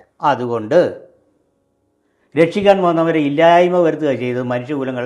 അത് നമ്മുടെ അവതാര ഗുരുക്കന്മാരെക്കുറിച്ച് പഠിക്കുമ്പോൾ ബോധ്യം വരും. മനസ്സിലായോ? അക്കാരണത്താൽ ഈ ലോകത്ത് വീണ്ടും അരാജകത്വം വർദ്ധിച്ച് തൻ്റെ ഉദ്ദേശലക്ഷ്യം എന്ന് പറയുന്നത് തനിക്ക് മഹത്വവും ഭാഗ്യവും സ്വസ്ഥത 3 കൂട്ടം കാര്യം വേണം. അതിനുവേണ്ടി താൻ ചെയ്തത് കാണപ്പെടുന്നതും കാണപ്പെടാത്ത സർവ്വ ചരാചരങ്ങളെയും ആദ്യം സൃഷ്ടിച്ച് നിലനിർത്തിയതിന് ശേഷമാണ് മനുഷ്യകുലങ്ങൾക്ക് ജന്മം കൊടുത്തത്. പക്ഷേ മനുഷ്യകുലങ്ങളുടെ അധർമാധിക്യത്താൽ ഈ ലോകത്ത് ശാന്തിയില്ലാതെ സമാധാനമില്ലാതെ സ്വസ്ഥതയില്ലാതെ വന്നു ഇപ്പോഴും അത് അനുഭവിച്ചുകൊണ്ടിരിക്കുക നമ്മൾ. ആണോ? അപ്പോൾ ഇതിന് മാറ്റം വരുത്തണ്ടേ? മാറ്റം വരുത്തുക മാത്രമല്ല, ഈശ്വരൻ്റെ അംശബിന്ദുക്കളായ മോക്ഷമില്ലാതെ അലയുന്ന ആത്മാക്കളെ വീണ്ടെടുത്ത് രക്ഷിക്കണ്ടേ? ആ രക്ഷിക്കാൻ വേണ്ടിയാണ് താൻ വന്നത്. അതിൻ്റെ ഉപാധി പറഞ്ഞിരിക്കുന്നത് അലയുന്ന ആത്മാക്കൾക്ക് മോക്ഷത്തിന് വേണ്ടി ഇനിയും കർമ്മം ചെയ്യാൻ സാധ്യമല്ല. എന്തുകൊണ്ട്? കർമ്മം ചെയ്യണമെങ്കിൽ ശരീരം വേണം. നമ്മുടെ പൂർവ്വപിതാക്കന്മാർ ആത്മാക്കൾക്ക് ഇനിയും ഒന്ന് കർമ്മം ചെയ്യാൻ ഒക്കുമോ? അതിനു വേണ്ടി താൻ ചെയ്തൊരു നിമിത്തം എന്ന് പറയുന്നത് അലയുന്ന ആത്മാക്കളുടെയൊക്കെ പിൻഗാമികളായിട്ട് കലിയുഗത്തിൽ ജന്മം കൊടുത്തു മനുഷ്യകുലങ്ങൾക്ക് പിൻഗാമികളായിട്ട്. ആ പിൻഗാമികളുടെ സൽക്കർമ്മത്തിൽ കൂടി അലയുന്ന ആത്മാക്കൾക്ക് മോക്ഷത്തെ പ്രദാനം ചെയ്ത് വീണ്ടെടുത്ത് രക്ഷിക്കും. അപ്പം നമ്മുടെ മഹാഭാഗ്യമാണ് നമുക്ക് ഈ കലിയുഗത്തിൽ ജന്മത്തെ തന്നത്. നമ്മുടെ ഈ ജന്മം കൊണ്ട് നാം ചെയ്യുന്ന സൽക്കർമ്മത്തിൻ്റെ ഫലമായി നമ്മുടെ പൂർവ്വപിതാക്കന്മാരുടെ ആത്മാക്കൾക്ക് മോക്ഷം കിട്ടും. അതിൽ കൂടി നമ്മൾ പ്രത്യേകിച്ച് മോക്ഷത്തിന് കർമ്മം ചെയ്യേണ്ട, അതിൽ കൂടി നമുക്കും മോക്ഷം കിട്ടും. മാത്രമല്ല ഇനി ഒരു യുഗമില്ല, ഉണ്ടോ? അതുകൊണ്ട് ഇനി ഒരു അവതാര പുരുഷൻ്റെ ആവശ്യമില്ല, ഉണ്ടോ? അതുകൊണ്ട് ഭഗവാൻ ബ്രഹ്മശ്രീ ചുബാനന്ദ ഗുരുദേവൻ പറഞ്ഞ് മനുഷ്യകുലങ്ങൾ അനുഭവിക്കുന്ന അനുഭവ ദോഷങ്ങളിൽ നിന്നും അവരെ വീണ്ടും രക്ഷിക്കുവാൻ ഇനി ഒരുവനും വരുവാനില്ല. അപ്പോൾ സർവ്വ ആത്മാക്കൾക്കും താൻ വേണം, തല്ലിക്കൂടി വേണം ആ മോക്ഷം കിട്ടാൻ. അതുകൊണ്ട് ഇനി ഒരു അവതാര ഗുരു ഇല്ലാത്തതുകൊണ്ട്, ഇനി യുഗവും ഇല്ലാത്തതുകൊണ്ട് ഈ കലിയുഗത്തിൽ വേണം സർവ്വ ആത്മാക്കൾക്കും മോക്ഷത്തെ പ്രദാനം ചെയ്യാൻ. ഇതാണ് താൻ പറഞ്ഞിട്ടുള്ള പോലുള്ളതിനുള്ള വ്യക്തത. അപ്പം തൻ്റെ നിർദ്ദേശപ്രകാരമുള്ള കർമ്മങ്ങൾ ചെയ്താൽ നമുക്ക് ഈ ലോകവാഴ്ച തന്നെ മോക്ഷപഥത്തിൽ എത്താൻ സാധിക്കും. അതാ സ്വാമിജി, സത്യത്തെ മനസ്സിലാക്കാൻ സാധാരണ ജനങ്ങൾക്ക് സാധിക്കാത്തത് എന്തുകൊണ്ടാണ്? സത്യം എന്ന് പറയുന്നത് സാക്ഷാൽ ഈശ്വരനാണ്, സത്യസ്വരൂപൻ. ആ സ്വരൂപനെ മനുഷ്യകുലങ്ങൾക്ക് മനസ്സിലാക്കാൻ സാധിക്കാമെന്നാൽ ഇവരിലുള്ള അധർമ്മം ഒന്ന്, രണ്ടാമത് അധികാരമോഹം, രണ്ടാമത് ധനമോഹം. ഇങ്ങനെയുള്ള കുഴപ്പം മനുഷ്യൻ നിലനിൽക്കുന്നതുകൊണ്ടാണ് അറിയാൻ മേലാത്തത്.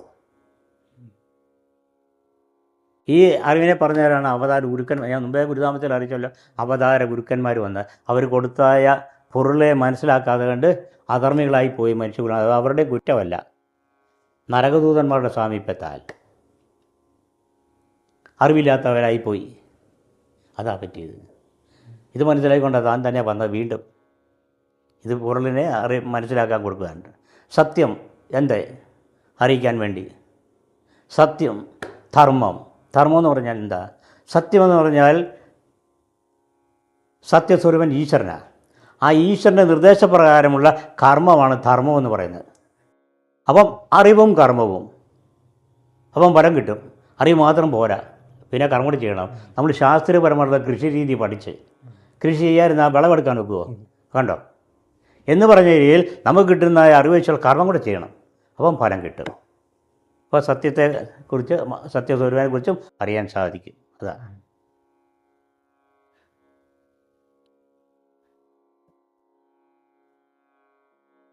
സത്യം ഉണ്ടെങ്കിൽ മാത്രമേ അസത്യത്തെ നമ്മൾക്ക് അതിജീവിക്കാനൊക്കെ ഉള്ളൂ. സത്യം ഉണ്ടെങ്കിലേ പറ്റുള്ളൂ. അതേ നിലനിൽപ്പുള്ളൂ. അസത്യത്തിന് നിലനിൽപ്പില്ല. താൽക്കാലിക നേട്ടം, അത് കഴിയുമ്പം അസ്ഥിരപ്പെട്ടു പോകും.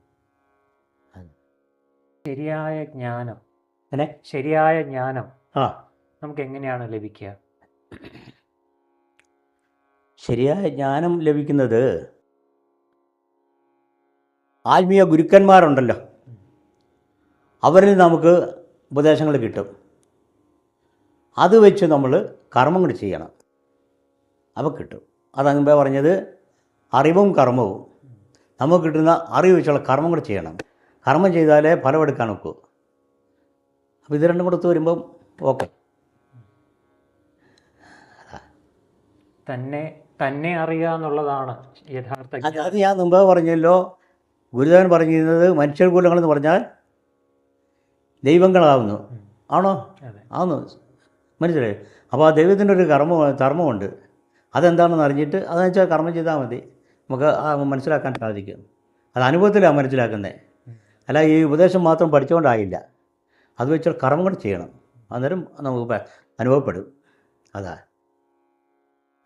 തത്വമെന്ന ബോധം എവർക്കും ഒരുപോലെ, ഏകത്വമെന്ന ബോധം എവർക്കും ഒരുപോലെ, ഏകിയെങ്കിലല്ലാതെ മോക്ഷം സിദ്ധമാകില്ല, ഏകിയെങ്കിലല്ലാതെ മോക്ഷം സിദ്ധമാകില്ല.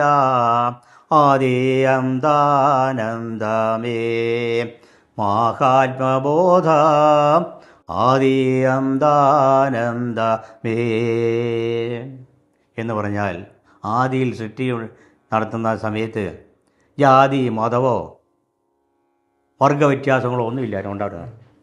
കാണപ്പെടുന്നതും കാണപ്പെടാത്ത സർവ്വ ചരാചരങ്ങളെയും സൃഷ്ടിച്ച് നിലനിർത്തിയതിന് ശേഷം മനുഷ്യന് ജന്മം കൊടുത്തു. അതെങ്ങനെയാണെന്ന് പറഞ്ഞിട്ടുണ്ട് ഗുരുദേവൻ. പറയണോ? പറയണം. പഞ്ചഭൂത നിർമ്മിതമായ മൺശരീരം, നമ്മുടെ ഈ ശരീരം എന്ന് പറയുന്നത് ആണല്ലോ. മൺശരീരം നിർമ്മിച്ചപ്പോൾ ജീവൻ ഉണ്ടായിരുന്നോ? ഇല്ല, ജീവനില്ലായിരുന്നു.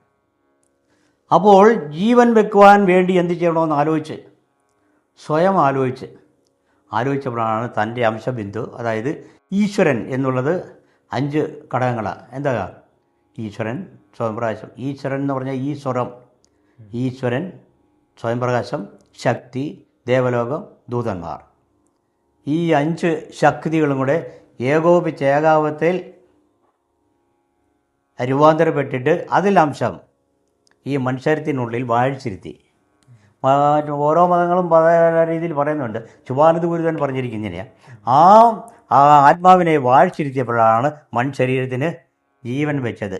ഒറ്റ ഉദാഹരണം, എൻ്റെ ഭാവനയിൽ വന്ന ഒരു ഉദാഹരണം പറയാം. നമ്മൾ ഈ യാത്ര ചെയ്യുന്ന സമയത്ത് ചെറിയ ടൗണിലൊക്കെ ചെല്ലുമ്പോൾ ഇഷ്ടംപോലെ പാവയെ കിട്ടും. പാവ അല്ലേ? അതിൻ്റെ ചില ഭാഗങ്ങളിലുള്ള ബട്ടണെ പിടിച്ച് ഞെക്കുമ്പോൾ ആ പാവ പാട്ട് പാടും, നൃത്തം ചെയ്യും, സഞ്ചരിക്കും. ശരിയാണോ? അവിടെ പ്രവർത്തിക്കുന്ന ശക്തി ഏതാ? ബട്ടൺ പിടിച്ച് നിൽക്കുമ്പോൾ ഇതൊക്കെ ചെയ്യുന്നെങ്കിൽ അവിടെ പ്രവർത്തിക്കുന്ന ശക്തി ഏതാ? വൈദ്യുതി ആണോ? കറണ്ട്. അപ്പോൾ ആ പാവയ്ക്കകത്ത് ഈ വൈദ്യുതി പ്രദാനം ചെയ്യാനുള്ള ഒരു ബാറ്ററി കാണും. ആ ബാറ്ററിയും അതിനോട് അനുബന്ധിച്ച് ചെറിയ ചെറിയ മെഷീനുകൾ കാണും. ആ ബാറ്ററി നമ്മൾ ഓൺ ചെയ്ത് കഴിഞ്ഞപ്പോഴാണ് ആ പാവ ഇതൊക്കെ ചെയ്യും എന്ന് പറഞ്ഞ രീതിയിൽ ഈ ജീവനില്ലാത്ത മനുഷ്യരത്തിനകത്ത് തൻ്റെ അംശബിന്ദുവായ ആ ആത്മാവിനെ വാഴ്ചിരുത്തിയപ്പോൾ ജീവൻ വെച്ച്. അതുകൊണ്ടാണ് ജുവാനത്ത് കുറിച്ചാൻ പറഞ്ഞ ദൈവത്തിൽ നിന്നും ദൈവങ്ങളായി തിരിയപ്പെട്ട ദൈവങ്ങളാകുന്നു മനുഷ്യകുലങ്ങൾ. പറഞ്ഞ് മനസ്സിലായോ? അപ്പം അങ്ങനെ വന്നപ്പോഴത്തേന് അങ്ങനെ ആ മനുഷ്യന് ജീവൻ കൊടുത്ത് അവൻ തൻ്റെ സന്താനങ്ങളാണ്, ദൈവത്തിൻ്റെ മക്കളാണ് ഈ നിർമ്മിക്കപ്പെട്ടതായ മനുഷ്യകുലം. ആണോ? അതാ മുമ്പ് ഞാൻ പാടിയ കീർത്തനങ്ങളുടെ ഏകത്വം എന്നുള്ള പദ്ധതി. അതായത് അതേക്കുറിച്ച് നമ്മൾ ചിന്തിക്കുമ്പോൾ ഏക പിതാവിൻ്റെ മക്കളാണ് മനുഷ്യകുലങ്ങളെല്ലാം. അവർ തമ്മിൽ കിടന്നാണ് ഈ തമ്മിൽ തല്ലുന്നത്. എന്തുകൊണ്ട്? അധികാരമോഹം, ധനമോഹം, ഇങ്ങനെയുള്ള മോഹം വന്ന് വർദ്ധിച്ച് അത് പിന്നെ കരിയായി കരികാലനായി വൈരാഗികളായി തീർന്നുകൊണ്ട് മനുഷ്യനെ തന്നെ ഇല്ലായി വർത്തിക്കൊണ്ടിരിക്കുന്നതാണോ? അപ്പോൾ ഈ ബോധം മനുഷ്യനുണ്ടായാൽ ഈ കുഴപ്പമൊന്നും ഉണ്ടാകുകയില്ല. ശരിയാണോ? അതാണ് ഭഗവാൻ പറയുന്നത്. അപ്പം ഭഗവാൻ മനുഷ്യകുലങ്ങളെ വീണ്ടും രക്ഷിക്കാൻ വേണ്ടി വന്ന രക്ഷകനായി, വീണ്ടെടുപ്പുകാരനായി, മോക്ഷദായകനായി 10ാമത്തെ അവതാരമായി ജന്മമെടുത്ത് വന്നു. ഈ 9 പ്രാവശ്യം താൻ തന്നെയാണ് വന്നത്, അവതാര ഗുരുക്കന്മാരായിട്ട് വന്നത്. അപ്പോൾ വന്നപ്പോൾ മനുഷ്യകുലങ്ങൾ കൂടി തനിക്കുണ്ടായ പ്രതികൂല സാഹചര്യങ്ങൾ കാരണം തരണം ചെയ്യാൻ സാധിച്ചു. അവരെല്ലാം കൊല്ലുക ചെയ്തതാണ്. കൊന്നതായ മനുഷ്യരത്തെയാണ് കൊന്നത്. അതിൽ ഉണ്ടായിരുന്ന ജീവനെ കൊല്ലാൻ ഒത്തുക ഇല്ല. ജീവൻ അവിടുന്ന് രക്ഷപ്പെട്ട് ആ ജീവൻ തന്നെയാണ് 10ാമത്തെ അവതാരമായി ജന്മം വന്നത്. അപ്പോൾ 9 പ്രാവശ്യം താൻ വന്നപ്പോൾ മനുഷ്യர்களுണ്ടായ അനുഭവ ദോഷത്തെ മനസ്സിലാക്കിക്കൊണ്ട് അപ്രകാരമുള്ള ദോഷം ഇനിയും ഉണ്ടായാൽ അതിനെ അതിജീവിക്കാനുള്ള സർവ്വശക്തിയോടു കൂടിയാണ് 10ാമത്തെ അവതാരമായി. അതുകൊണ്ട് ആർക്കും ഒന്നും ചെയ്യാൻ സാധിച്ചില്ല. കൊല്ലാൻ വന്നവർക്ക് ആയുധം ചോട്ടി വെച്ച് പാദത്തിൽ വെച്ചിട്ട് ക്ഷമ പറഞ്ഞ് ശിഷ്യത്വം സ്വീകരിച്ച് പോയ തെളിവുകളാണ് നമുക്കുള്ളത്. മനസ്സിലായി? ഇതാ ആ ഒരു ബോധത്തിലെത്തണം. തന്നെയല്ല, ഈ ലോകം സൃഷ്ടിച്ച് നിലനിർത്തിയിരിക്കുന്നത് സത്യത്തിനും ധർമ്മത്തിനും അടിസ്ഥാനപ്പെടുത്തിയ. സത്യവും ധർമ്മവും ഇല്ലാതെ വന്നാൽ ഉള്ള അനുഭവം എന്താണെന്നും ശിവരാനും ഗുരുവിനും അറിഞ്ഞിരിക്കുന്നത്. അതായത് ആദ്യത്തെ അവസ്ഥയിലേക്ക് കടന്നു പോകുന്ന ലോകം. ആദ്യത്തെ അവസ്ഥ എന്താ? പ്രളയം. ഒന്നുമില്ലായിരുന്നു, ഉണ്ടായിരുന്നോ? ആ അവസ്ഥയിലോട്ട് വീണ്ടും പോവും എന്നാണ് ശിവാനന്ദ ഗുരുവൻ തെളിയിച്ച് തന്നിരിക്കുന്നത്. അതാണ് നിസ്സാര കാര്യമുള്ളത്. നമുക്ക് ഈ ലോക വാഴ്ചയെ തന്നെ മോക്ഷം പ്രാപിക്കാൻ. ശുഭാനന്ദ ഗുരുദേവൻ ഗൃഹസ്ഥർക്ക് ഗൃഹസ്ഥ ശിഷ്യന്മാർക്ക് കൂടുതൽ പ്രാധാന്യം നൽകിയിട്ടുണ്ട്. ഉണ്ട്. അതിൻ്റെ കാരണം എന്താണ്? ശിഷ്യന്മാർക്ക് കൂടുതൽ പ്രാധാന്യം കൊടുത്തിട്ടുണ്ട്. ഗൃഹസ്ഥ ശിഷ്യന്മാർക്ക് ഗൃഹസ്ഥന്മാർ അത് ഭഗവാൻ പറഞ്ഞിരിക്കുന്നത് ഗൃഹസ്ഥാശ്രമ ജീവിതപടിയാണ്. ഗൃഹസ്ഥാശ്രമ ജീവിതപടി എന്ന് പറഞ്ഞാൽ നമ്മുടെ ഗ്രഹം, നമുക്കൊരു ഗ്രഹമില്ല ഒക്കുകയില്ല. ആ ഗ്രഹം ഒരു ആശ്രമത്തിന് തുല്യമായിട്ടുള്ള പരിശുദ്ധിയും പരിഭാവനയും ഉണ്ടായിരിക്കണം, ഈശ്വര കർമ്മങ്ങളുണ്ടായിരിക്കണം. അതാണ് അങ്ങനെ ജീവിക്കുന്നവർ തൻ്റെ ഉത്തമ സാക്ഷികളാണ്, ഉത്തമ ഭക്തരായിരിക്കും. അവരെ കൽപ്പിക്കാതിരിക്കുമോ? പ്രത്യേകിച്ച് കാണപ്പെടാതിരിക്കുമോ? കാണും. അതാ. അതുപോലെ നമ്മളെല്ലാം ആണെന്നാ ഉത്തമ ശിഷ്യന്മാരാകണം. അതെങ്ങനെ ഉത്തമ ശിഷ്യന്മാർ?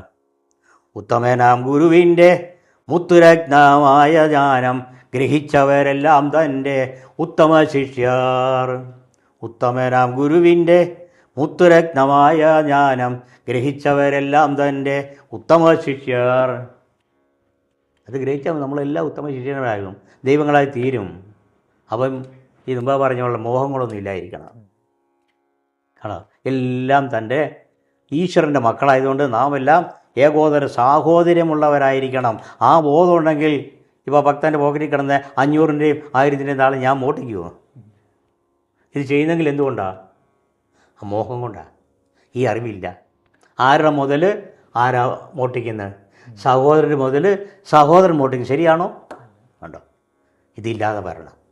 ഈ ലോകത്ത് ശാന്തി, സമാധാനം, സ്വസ്ഥത ഉണ്ടാകണമെങ്കിൽ ഇത് വേണം. അതിന് താൻ ആദ്യം എന്താ?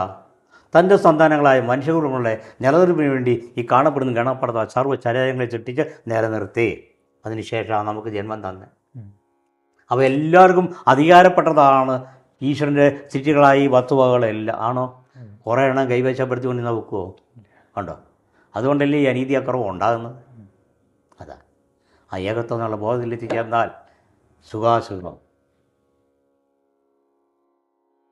ഗൃഹസ്ഥരോടുള്ള രീതി അങ്ങ് പറഞ്ഞല്ലോ. എങ്ങനെ ഗൃഹസ്ഥരോടുള്ള രീതി, ഗുരുദേവന്റെ രീതി പറഞ്ഞല്ലോ. പറഞ്ഞു. സന്യാസി ശിഷ്യന്മാരോട് ആ എങ്ങനെയായിരുന്നു അദ്ദേഹത്തിന്റെ പ്രവർത്തനം? സന്യാസിമാരായിരിക്കുമ്പോൾ തനിക്ക് തുല്യമാണല്ലോ. സന്യാസം സ്വീകരിക്കാമെന്ന് പറഞ്ഞാൽ 4 യുഗം പഠിച്ചവരാ സന്യാസിമാർ. 4 യുഗം ആണല്ലോ.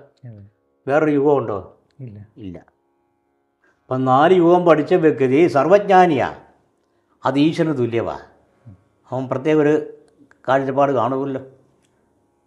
അപ്പം ആ തുല്യയിൽ വന്നു കഴിയുമ്പോൾ എല്ലാം സഹോദരികാരന്മാരായി ആയോ? അവിടെ വേർതിരിച്ചതിൻ്റെ കാര്യമില്ല. ഉണ്ടോ? ഇല്ല. അതായിരുന്നു. അപ്പം തുല്യ ശക്തികളായിരുന്നു സന്യാസിമാരല്ല. അതാ അങ്ങനെ ആയിത്തീരണമെന്നാ. അപ്പം അവർക്ക് മറ്റ് യാതൊരു മോഹാദികളും കാണുകയല്ല. എല്ലാം വെടിയണം. വെളിഞ്ഞ് വന്ന് തൻ്റെ വേല ചെയ്യണം. തൻ്റെ വേലക്കാരാണ് നമ്മളെല്ലാം, മനുഷ്യകുലങ്ങളെല്ലാം. തനിക്ക് മുമ്പേ ഇതാമത് ഞാൻ പറഞ്ഞ എന്തോ ഓർക്കുന്നു. 3 കൂട്ടം കാര്യം വേണം. എന്തൊക്കെയാ? മഹത്വം, ഭാഗ്യം, സ്വസ്ഥത. ഈ 3 കൂട്ടം കാര്യം യഥാവിധം അങ്ങോട്ട് ചെയ്തു കൊടുക്കുമ്പോൾ, ഇപ്പം എനിക്ക് 10 മക്കളുണ്ട്. ഞാൻ വലിയൊരു ധനവാനുമാണ്. ഈ ധനം ഞാൻ സ്വരൂപിച്ച് വെച്ചിരിക്കുന്ന ആർക്ക് വേണ്ടിയാണ്? മക്കൾക്ക് വേണ്ടിയാണ്. മക്കൾ നമ്മളെ അനുസരിക്കുന്നില്ലെങ്കിൽ ഇത് കൊടുക്കുമോ? അപ്പോൾ അനുസരണ അനുഗ്രഹത്തിൻ്റെ വഴി. ഇത് ഞാൻ പറഞ്ഞല്ല, ബ്രഹ്മശ്രീ ചുവാനന്ദ ഗുരുദേവ തിരുവള്ളി പറഞ്ഞ കാര്യം. അനുസരണ അനുഗ്രഹത്തിൻ്റെ വഴി. ഈ അനുസരണയുണ്ടെങ്കിൽ അവർക്ക് വേണ്ടിയാണ് ഇതെല്ലാം സൃഷ്ടിച്ച് നിലനിർത്തിയിരിക്കുന്നത്. അവർക്ക് ആവശ്യമുള്ളത് അതാത് സമയത്ത് കൊടുക്കും. ഉദാഹരണം, ഞാൻ 10 മക്കളുടെ കാര്യം പറഞ്ഞു അല്ലേ? അവർക്ക് വേണ്ടി ഞാൻ കുറേ ധനവും സ്വരൂപിച്ച് വെച്ചിട്ടുണ്ട്. അവരെന്നെ അനുസരിക്കുന്നതിൽ കൊടുക്കുമോ? ഇല്ല. അനുസരിക്കുന്നവരുണ്ടെങ്കിൽ അവരുടെ ഏതൊരു ആവശ്യങ്ങളും അതാത് സമയത്ത് ചോദിച്ചില്ലെങ്കിൽ പോലും കൊടുത്തിരിക്കും. അതാ അവൻ്റെ വിദ്യ. അപ്പം സ്വാമിമാർ ഭഗവാന്റെ ഏതൊരു കാര്യങ്ങളും അതാത് സമയത്ത് ചെയ്തുകൊണ്ടിരുന്നുകൊണ്ട് സ്വാമിമാരുടെ സർവ്വ കാര്യങ്ങളും ഭഗവാൻ അല്ലെങ്കിൽ ഈശ്വരൻ ചെയ്തിരുന്നു. വേർകൃതിയില്ലായിരുന്നു. അത് ഗുരുദേവൻ നാമസങ്കീർത്തനത്തിന് പ്രാധാന്യം കൂടുതൽ കൊടുത്തിരുന്നല്ലോ. കൊടുത്ത് അദ്ദേഹം ജീവിച്ചിരുന്ന കാലഘട്ടത്ത് അദ്ദേഹം പാടിയിരുന്ന നാമസങ്കീർത്തനം ഏതെങ്കിലും അങ്ങനെ എന്തെങ്കിലും പാടിയിട്ടുള്ളതായിട്ട് അറിവുണ്ടോ? ഭഗവാനോ? ഭഗവാൻ കൊടുത്തിരിക്കുന്ന ഉപദേശങ്ങൾ മുഴുവനും കീർത്തനത്തിൽ കൂടിയാണ്. എന്തിനാണെന്നറിയാവോ? കീർത്തനമാകുമ്പോൾ നാം മനുഷ്യനാകുന്ന എളുപ്പമുണ്ട്. മനസ്സിലായോ? അപ്പോൾ ഭഗവാന്റെ കീർത്തനം മുഴുവൻ ഉപദേശമാണ്. അത് നമ്മളത് പാടേണ്ട രീതിയിൽ പാടണം. നമ്മൾ പ്രാർത്ഥന സമയത്ത് ഒരു കീർത്തനം പാടി കേട്ടോ? അത് കേട്ടിട്ടുണ്ട്. എങ്ങനെ ഉണ്ട്? ഇതിനു മുമ്പ് കേട്ടിട്ടുണ്ടോ? ദൈവമേ നീ തോണാം ത്രിലോകം ആകാവേ സർവത്തെ നെൻഗോരോ സർവേശ്വരാം.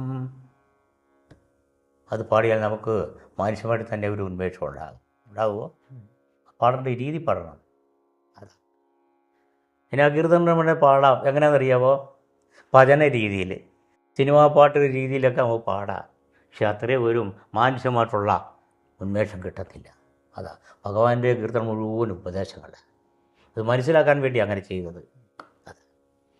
വേറെ ഏതെങ്കിലും 1-2 കീർത്തനം പാടാമോ?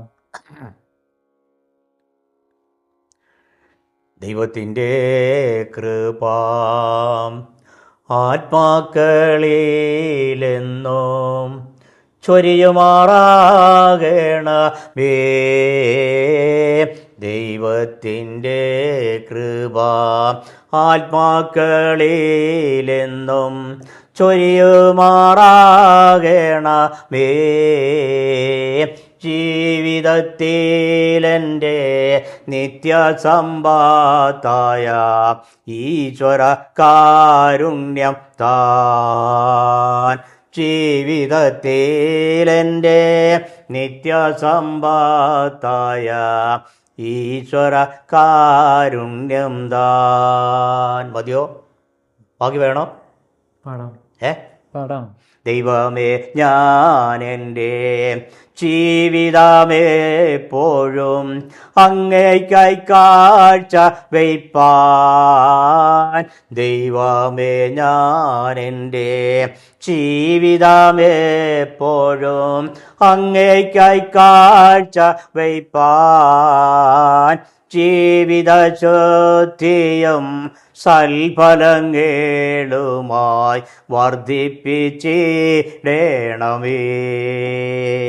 ജീവിത ശുദ്ധിയും സൽഫലങ്ങളുമായി വർദ്ധിപ്പിച്ചിടണമേ. ഇനി കേൾക്കണം.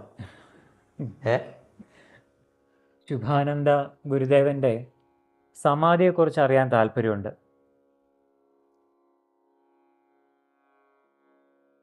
ഭഗവാന്റെ 64-ാമത്തെ വയസ്സിൽ രോഗാവസ്ഥയിലെത്തി. ഭഗവാന് യഥാർത്ഥത്തിൽ മരിക്കേണ്ട കാര്യമില്ല. ഉണ്ടോ? ഇല്ല. പക്ഷേ ഭഗവാൻ പറഞ്ഞു, മർത്യനായാൽ മൃത്യുണ്ട്. ഭഗവാൻ പറഞ്ഞിരിക്കുന്ന ഉപദേശങ്ങൾ മുഴുവൻ പ്രാവർത്തികമാക്കിയതിന് ശേഷം കൂടെ ആ സമാധിയാണ്. ഇത് ബോധ്യപ്പെടുത്തി കൊടുക്കണ്ടേ? അതിനാണ് താൻ ശരീരം മാറിയത്. തന്നെയല്ല, കാലാകാലങ്ങളിൽ ചെന്ന് കഴിഞ്ഞപ്പോൾ കോടാനുകോടി ശിഷ്യ പരമ്പരത്തുകൾ ജന്മമെടുത്ത് വന്ന് ഇവരെല്ലാം അനുഗ്രഹിക്കണ്ടേ? ശരീരത്തോടു കൂടി ഇരുന്നാൽ അത് പ്രാവർത്തികമല്ല. ആ സമയത്ത് ആത്മാവായാൽ ഏതൊരു ഭക്തൻ എവിടെ നിന്ന് ചിന്തിച്ചാലും ആ സ്പോട്ടിലുണ്ട്. അനുഭവമാണ്. മനസ്സിലായി? തന്നെയല്ല, തൻ്റെ അംശബിന്ദുവാണ് നമ്മളിലൊക്കെയും നിശ്ചയമായിരിക്കുന്ന ആത്മാവാണല്ലോ. കണ്ടോ? ആ ആത്മാക്കൾ തമ്മിലൊരു ബന്ധമുണ്ട്. ഉണ്ടോ? ഉണ്ട്. അതിനുവേണ്ടി താൻ ശരീരം മാറി. അപ്പോൾ 64-ാമത്തെ വയസ്സിൽ രോഗാവസ്ഥയിൽ എത്തിക്കഴിഞ്ഞപ്പോൾ ശിഷ്യപരമ്പരയോട് ബോധ്യമായി വന്ന് ശരീരം മാറാനുള്ള പ്ലാനാണെന്ന് ബോധ്യം വന്നപ്പോഴത്തേന് ഒരരുമ സന്താനം ഉണ്ടായിരുന്നു. പപ്പുവാശാൻ എന്ന് പറയും. കല്ലറ ഇവിടെയുണ്ട്. പപ്പുവാശാൻ. അപ്പം ഭഗവാൻ ശരീരം മാറുമെന്ന് ഉറപ്പ് വന്നപ്പോൾ അവർക്കെല്ലാം ഭയങ്കര വിഷമമായി. ഇത് മാറ്റപ്പെടുത്താൻ ഒരു മാർഗങ്ങളുമില്ല. ഉടനെ പപ്പുവാശാൻ പറഞ്ഞ്, ഭഗവാൻ കുറച്ച് നാൾ കൂടി ഇവിടെ ജീവിച്ചിരിക്കണം. ലോകത്തിൻ്റെ നന്മയ്ക്ക് വേണ്ടി, ഞങ്ങൾക്കും സന്തോഷത്തിന്, അല്ലേ? അത് കുറേ നാൾ കൂടി ജീവിച്ചിരിക്കണം എന്ന് പറഞ്ഞു. അപ്പോൾ സമയം ഇപ്പോൾ മാറാതിരിക്കാൻ ഒക്കുമോ? ഉടനെ അദ്ദേഹം പറഞ്ഞ്, ഭഗവാന്റെ ശരീരം മാറുന്നതിന് പകരമായിട്ട് ഞാൻ എൻ്റെ ശരീരത്തെ കൊടുത്തോളാം.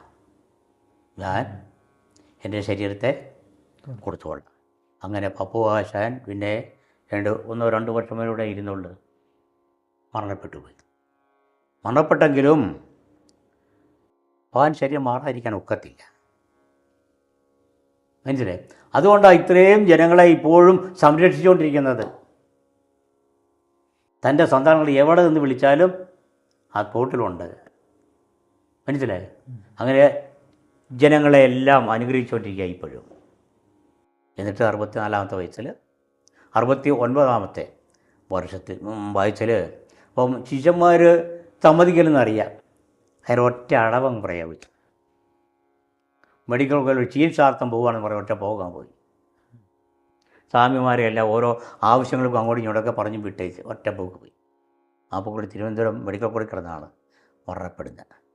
അവിടുന്ന് കഴിഞ്ഞ് ഇവിടെ കൊണ്ടുവന്ന് സമാധിയിരുത്തി. അവതാര ഗുരുക്കന്മാരാണെന്ന് പറഞ്ഞാലും ശരീരം മാറാതിരിക്കാൻ ഒക്കില്ല. കാരണം ഇത് അനിത്യവത്വമാണ്, നിത്യമല്ല. ഇത് കടമെടുത്തിരുന്നത് എവിടുന്നാ? ഈ ഭൂമിയിൽ നിന്നും, നരലോകത്തിൽ നിന്നും കടമെടുത്ത വത്വമാണ് ശരീരം, പഞ്ചഭൂതം. അത് കൊടുത്തേ വെക്കുള്ളൂ. ആണോ? അത് കാലാവധി ആകുമ്പോൾ അവർ ആവശ്യപ്പെടും, കൊടുത്തേ വെക്കും. ആർക്കും പിടിച്ചു വെച്ചുകൊണ്ടിരിക്കാൻ ഒക്കല്ല. അതുപോലെ ആത്മാവ് എന്ന് പറയുന്നത് അത് പരമാത്മാവിൻ്റെ അംശമാണ്. ആ ആത്മാവ് പരമാത്മാവിൽ ലയിക്കുകയും ചെയ്യണം. അതിന് നാശമില്ല, ഒരിക്കലും നശിക്കില്ല. ആത്മാവ് നിത്യജീവനായിരിക്കും, കാലാകാലം നിലനിൽക്കും. അതാ മോക്ഷത്തെ പറ്റിയിട്ട്, മോക്ഷം അതിനെക്കുറിച്ച് ശുഭാനന്ദ ഗുരുദേവൻ എന്താണ് പറഞ്ഞിട്ടുള്ളത്? മോക്ഷം എന്ന് പറയുന്നത് മോചനമാണ്. മോചനം എന്ന് പറഞ്ഞാൽ എന്താ? നമ്മളിപ്പോൾ അനുഭവിക്കുന്നതായ അനുഭവ ദോഷങ്ങളിൽ നിന്നും ഒരു വിടുതൽ. ജയിൽ മോചിതനായി, അതിൽ നിന്ന് എന്താ നമ്മൾ മനസ്സിലാക്കുന്നത്? ഈ ലോകത്തെ പ്രകാരം ചിന്തിക്കുമ്പോൾ ജയിൽ മോചിതനായി ഒരു കുറ്റവാളിയെ ശിക്ഷിച്ച് 10-15 വർഷം കഴിയുമ്പോഴത്തേന് തുറന്നു വിടുക, ജയിലിൽ നിന്ന് തുറന്നു വിടുക, മോചിതനായി അല്ലേ? അപ്പോൾ അതുവരെ അദ്ദേഹം അനുഭവിച്ചതായ അനുഭവ ദോഷങ്ങളിൽ നിന്നും ഒരു വിടുതൽ, മോചനം എന്ന് പറഞ്ഞാൽ അത് ആത്മീയപരമായിട്ട് ചിന്തിച്ച് കഴിയുമ്പോൾ ആത്മാവ് ഉൾക്കൊള്ളുന്നത് എവിടെയാണ്?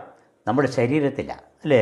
ആ ശരീരത്തിൽ നിന്ന് ഈ ശരീരം എന്ന് പറയുന്നത് നശിക്കുന്ന വസ്തുവാണ്, അത് സ്ഥിരവസ്തുവല്ല.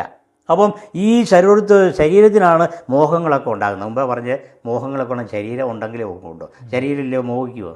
ഇല്ല. അപ്പോൾ ഇങ്ങനെയുള്ള ആ ദോഷമേനികളാൽ ആ ആത്മാവ് കളങ്കത്തിൽപ്പെട്ട് പലവിധ നമ്മുടെ പ്രതികൂല സാഹചര്യങ്ങൾ അനുഭവം ഉണ്ടാകും. ഇങ്ങനെയുള്ള അനുഭവ ദോഷങ്ങളിൽ നിന്ന് മോചനം ആർക്കാ? ആത്മാവിന്. ആ മോചനം കിട്ടിക്കഴിയുമ്പോൾ പരമാത്മാവുമായിട്ടുള്ള ബന്ധം നിത്യം ഉണ്ടായിരിക്കും. അവിടെ ദുഃഖമില്ല. ഉണ്ടോ? ഇല്ല. ഉണ്ടെങ്കിലും അത് സുഖമായിട്ട് നമുക്ക് അനുഭവപ്പെടും. അതാ മോക്ഷം. അത് ഈ ലോകവാഴ്ചയിൽ വേണം മോക്ഷം പ്രാപ്തിയെ എത്താൻ. പക്ഷെ അത് മരിച്ചു കഴിഞ്ഞിട്ടല്ല. ഈ ലോകവാഴ്ചയിൽ മോക്ഷപ്രാപ്തിയിൽ എത്തും. അതിനുള്ള കർമ്മം പറഞ്ഞിരിക്കുന്നു. കണ്ടോ? അതിന് കുറേ ഉപദേശങ്ങൾ തന്നിട്ടുണ്ട്, ചെയ്യേണ്ട കാര്യങ്ങൾ. നമ്മൾ ചെയ്യേണ്ട കർമ്മവഴികൾ പറഞ്ഞിട്ടുണ്ട്, ഉപേക്ഷിക്കേണ്ട കാര്യങ്ങൾ പറഞ്ഞിട്ടുണ്ട്. നമ്മുടെ ജീവിതം മറ്റുള്ളവർക്ക് പ്രയോജനകരമായിരിക്കണം. അതിന് കാരണം എന്താ? സർവ്വ മനുഷ്യர்களுം ഏക ദൈവത്തിൻ്റെ മക്കളായതുകൊണ്ട് ഏകോദര സാഹോദര്യം വേണം. അപ്പോൾ പരസ്പരം സ്നേഹമുള്ളവരായിരിക്കണം അല്ലേ? അവിടെ വിദ്വേഷമൊന്നും പാടില്ല. നമ്മുടെ വാക്കുകൊണ്ട് പ്രവർത്തിക്കൊണ്ടും ആർക്കും ഒരു ഉപദ്രവവും ഉണ്ടാക്കരുത്. ഇങ്ങനെ കുറേ ഉപദേശങ്ങളുണ്ട് നമ്മൾ ചെയ്യേണ്ട കാര്യങ്ങൾ. ഒരു ദിവസം ആരംഭം മുതൽ ചെയ്യേണ്ട കാര്യങ്ങൾ എന്ന് പറഞ്ഞാൽ 24 മണിക്കൂറും തൻ്റെ സൂര്യ മഹത്വപ്പെടുത്താൻ പറഞ്ഞിട്ടില്ല. ഭഗവാൻ പറഞ്ഞ വ്യവസ്ഥ എന്ന് പറഞ്ഞാൽ നമ്മുടെ വീട്ടിലെ പ്രഭാത കർമ്മം ചെയ്തതിന് ശേഷമേ സൂര്യൻ ഉദിക്കാവൂ. അവിടെ കർമ്മ വഴി കുറേ പറഞ്ഞിട്ടുണ്ട്. അത് കഴിഞ്ഞ് ഭഗവാന്റെ നാമത്തിൽ വിളക്ക് കത്തിച്ച് കീർത്തനം പാടി പ്രാർത്ഥിക്കുക. ആ പ്രാർത്ഥന കഴിഞ്ഞിട്ടേ സൂര്യൻ ഉദിക്കാവൂ. വൈകിട്ട് നമ്മുടെ വീട്ടിലെ വിളക്ക് കത്തിച്ച് കഴിഞ്ഞേ സൂര്യൻ അസ്തമിക്കാവൂ. അതിനൊക്കെ വ്യവസ്ഥയാണ്. അങ്ങനെയൊക്കെ ചെയ്താൽ നമുക്ക് ഈ ലോകവാഴ്ച തന്നെ എത്തും. അതാ ആരും പരിശ്രമിക്കുന്നില്ല. അതുകൊണ്ടാ ഈ മോഹം കിടക്കുന്നുണ്ടാണ്. അധികാരമോഹം, ധനമോഹം, അതാ മനുഷ്യൻ്റെ. ഈ മോഹമാണ് നമ്മളെ അധർമ്മത്തിലേക്ക് നയിക്കുന്നത്. അധർമ്മത്തിലേക്ക്.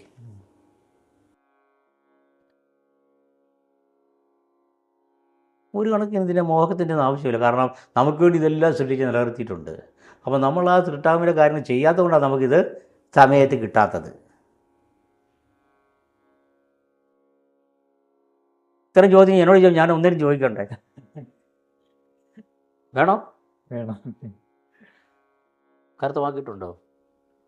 ശ്രമിക്കുകയാണ്. അതെന്താ? മോഹം നേരത്തെ പറഞ്ഞു. സംശയം വെച്ചൊന്നും പ്രവർത്തിക്കരുത്, പറയരുത്. പറയുന്നത് ഉറപ്പായിരിക്കണം. സംശയം വെച്ചുകൊണ്ട് സംസാരിച്ച അപകടങ്ങൾ പകരം ഉണ്ടാകും. ഒരിക്കലും ശരിയല്ല. പറഞ്ഞില്ലെന്നേ ഉള്ളൂ. പ്രവർത്തിച്ചില്ലെങ്കിൽ പ്രവർത്തിച്ചില്ലെന്നേ ഉള്ളൂ. അപകടം വരികയല്ല. വരുമോ? ഇല്ല. പറയുന്ന കാര്യം ഉറപ്പായിരിക്കണം. അതാ നിസ്സാരമാണല്ലോ. മോക്ഷപഥത്തിലെത്താൻ നിസ്സാരമാണ്. അത് തന്നെയല്ലേ എത്തുകയും ചെയ്യണം. കാരണം ഞാൻ മുമ്പേ ഗുരുനാമത്തിൽ അറിയിച്ച് നമ്മുടെ പൂർവ്വപിതാക്കന്മാരുടെ എല്ലാ ആത്മാവിനും മോക്ഷം കിട്ടിയിട്ടുണ്ടോ? വല്ലതും അറിയാവോ? അറിയില്ല. അറിയില്ല. അറിയില്ല. കിട്ടിയിട്ടില്ലെന്ന് അറിയാവോ? കിട്ടിയിട്ടില്ല എന്ന് ബോധ്യമുണ്ടോ? ഉണ്ടോ? അതുമില്ല. കിട്ടാൻ സാധ്യതയില്ല. കാരണം യഥാർത്ഥത്തിൽ അവർക്ക് ദൈവം ആരെന്ന് അറിയത്തില്ലായിരുന്നു. പറഞ്ഞു കൊടുക്കാൻ ആളുമില്ലായിരുന്നു. ഉണ്ടായിരുന്നോ? അപ്പോൾ അവർ അറിവില്ലാത്തവർ ചെയ്യുന്ന മുഴുവൻ അറിവുകേടാണ്. ആണോ? അറിവുകൾ ചെയ്ത് ആ മനുഷ്യൻ്റെ ആത്മാവിന് മോക്ഷം കിട്ടുമോ?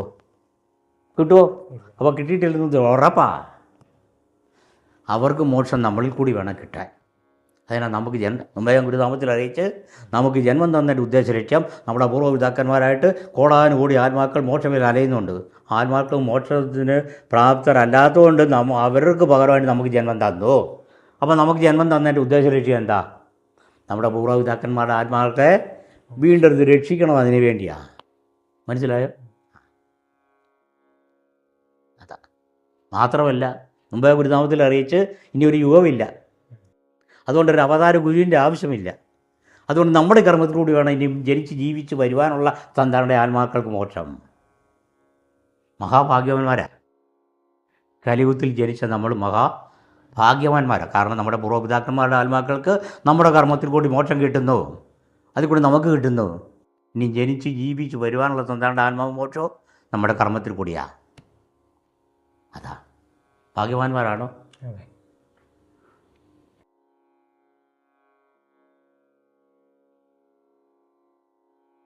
ഇന്നത്തെ സത്സംഗം നമ്മൾ മാവേലിക്കരയിലെ ശുഭാനന്ദ ആദർശ ആശ്രമത്തിലായിരുന്നു.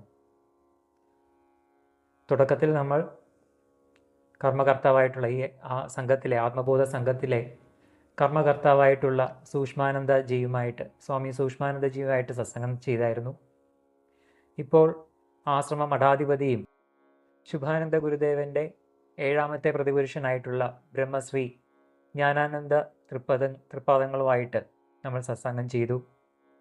ഈ സത്സംഗത്തിലുടനീളം നമുക്ക് മനസ്സിലാക്കാൻ സാധിച്ചത്, നമ്മൾ ഈ സത്സംഗം തുടങ്ങുന്നതിന് മുമ്പേ തുടക്കത്തിൽ നമ്മൾ സൂചിപ്പിച്ച ആ അഹങ്കരിക്കൂ എന്നുള്ള ആ ഒരു ചിന്തയാണ് ഓർമ്മ വരുന്നത്.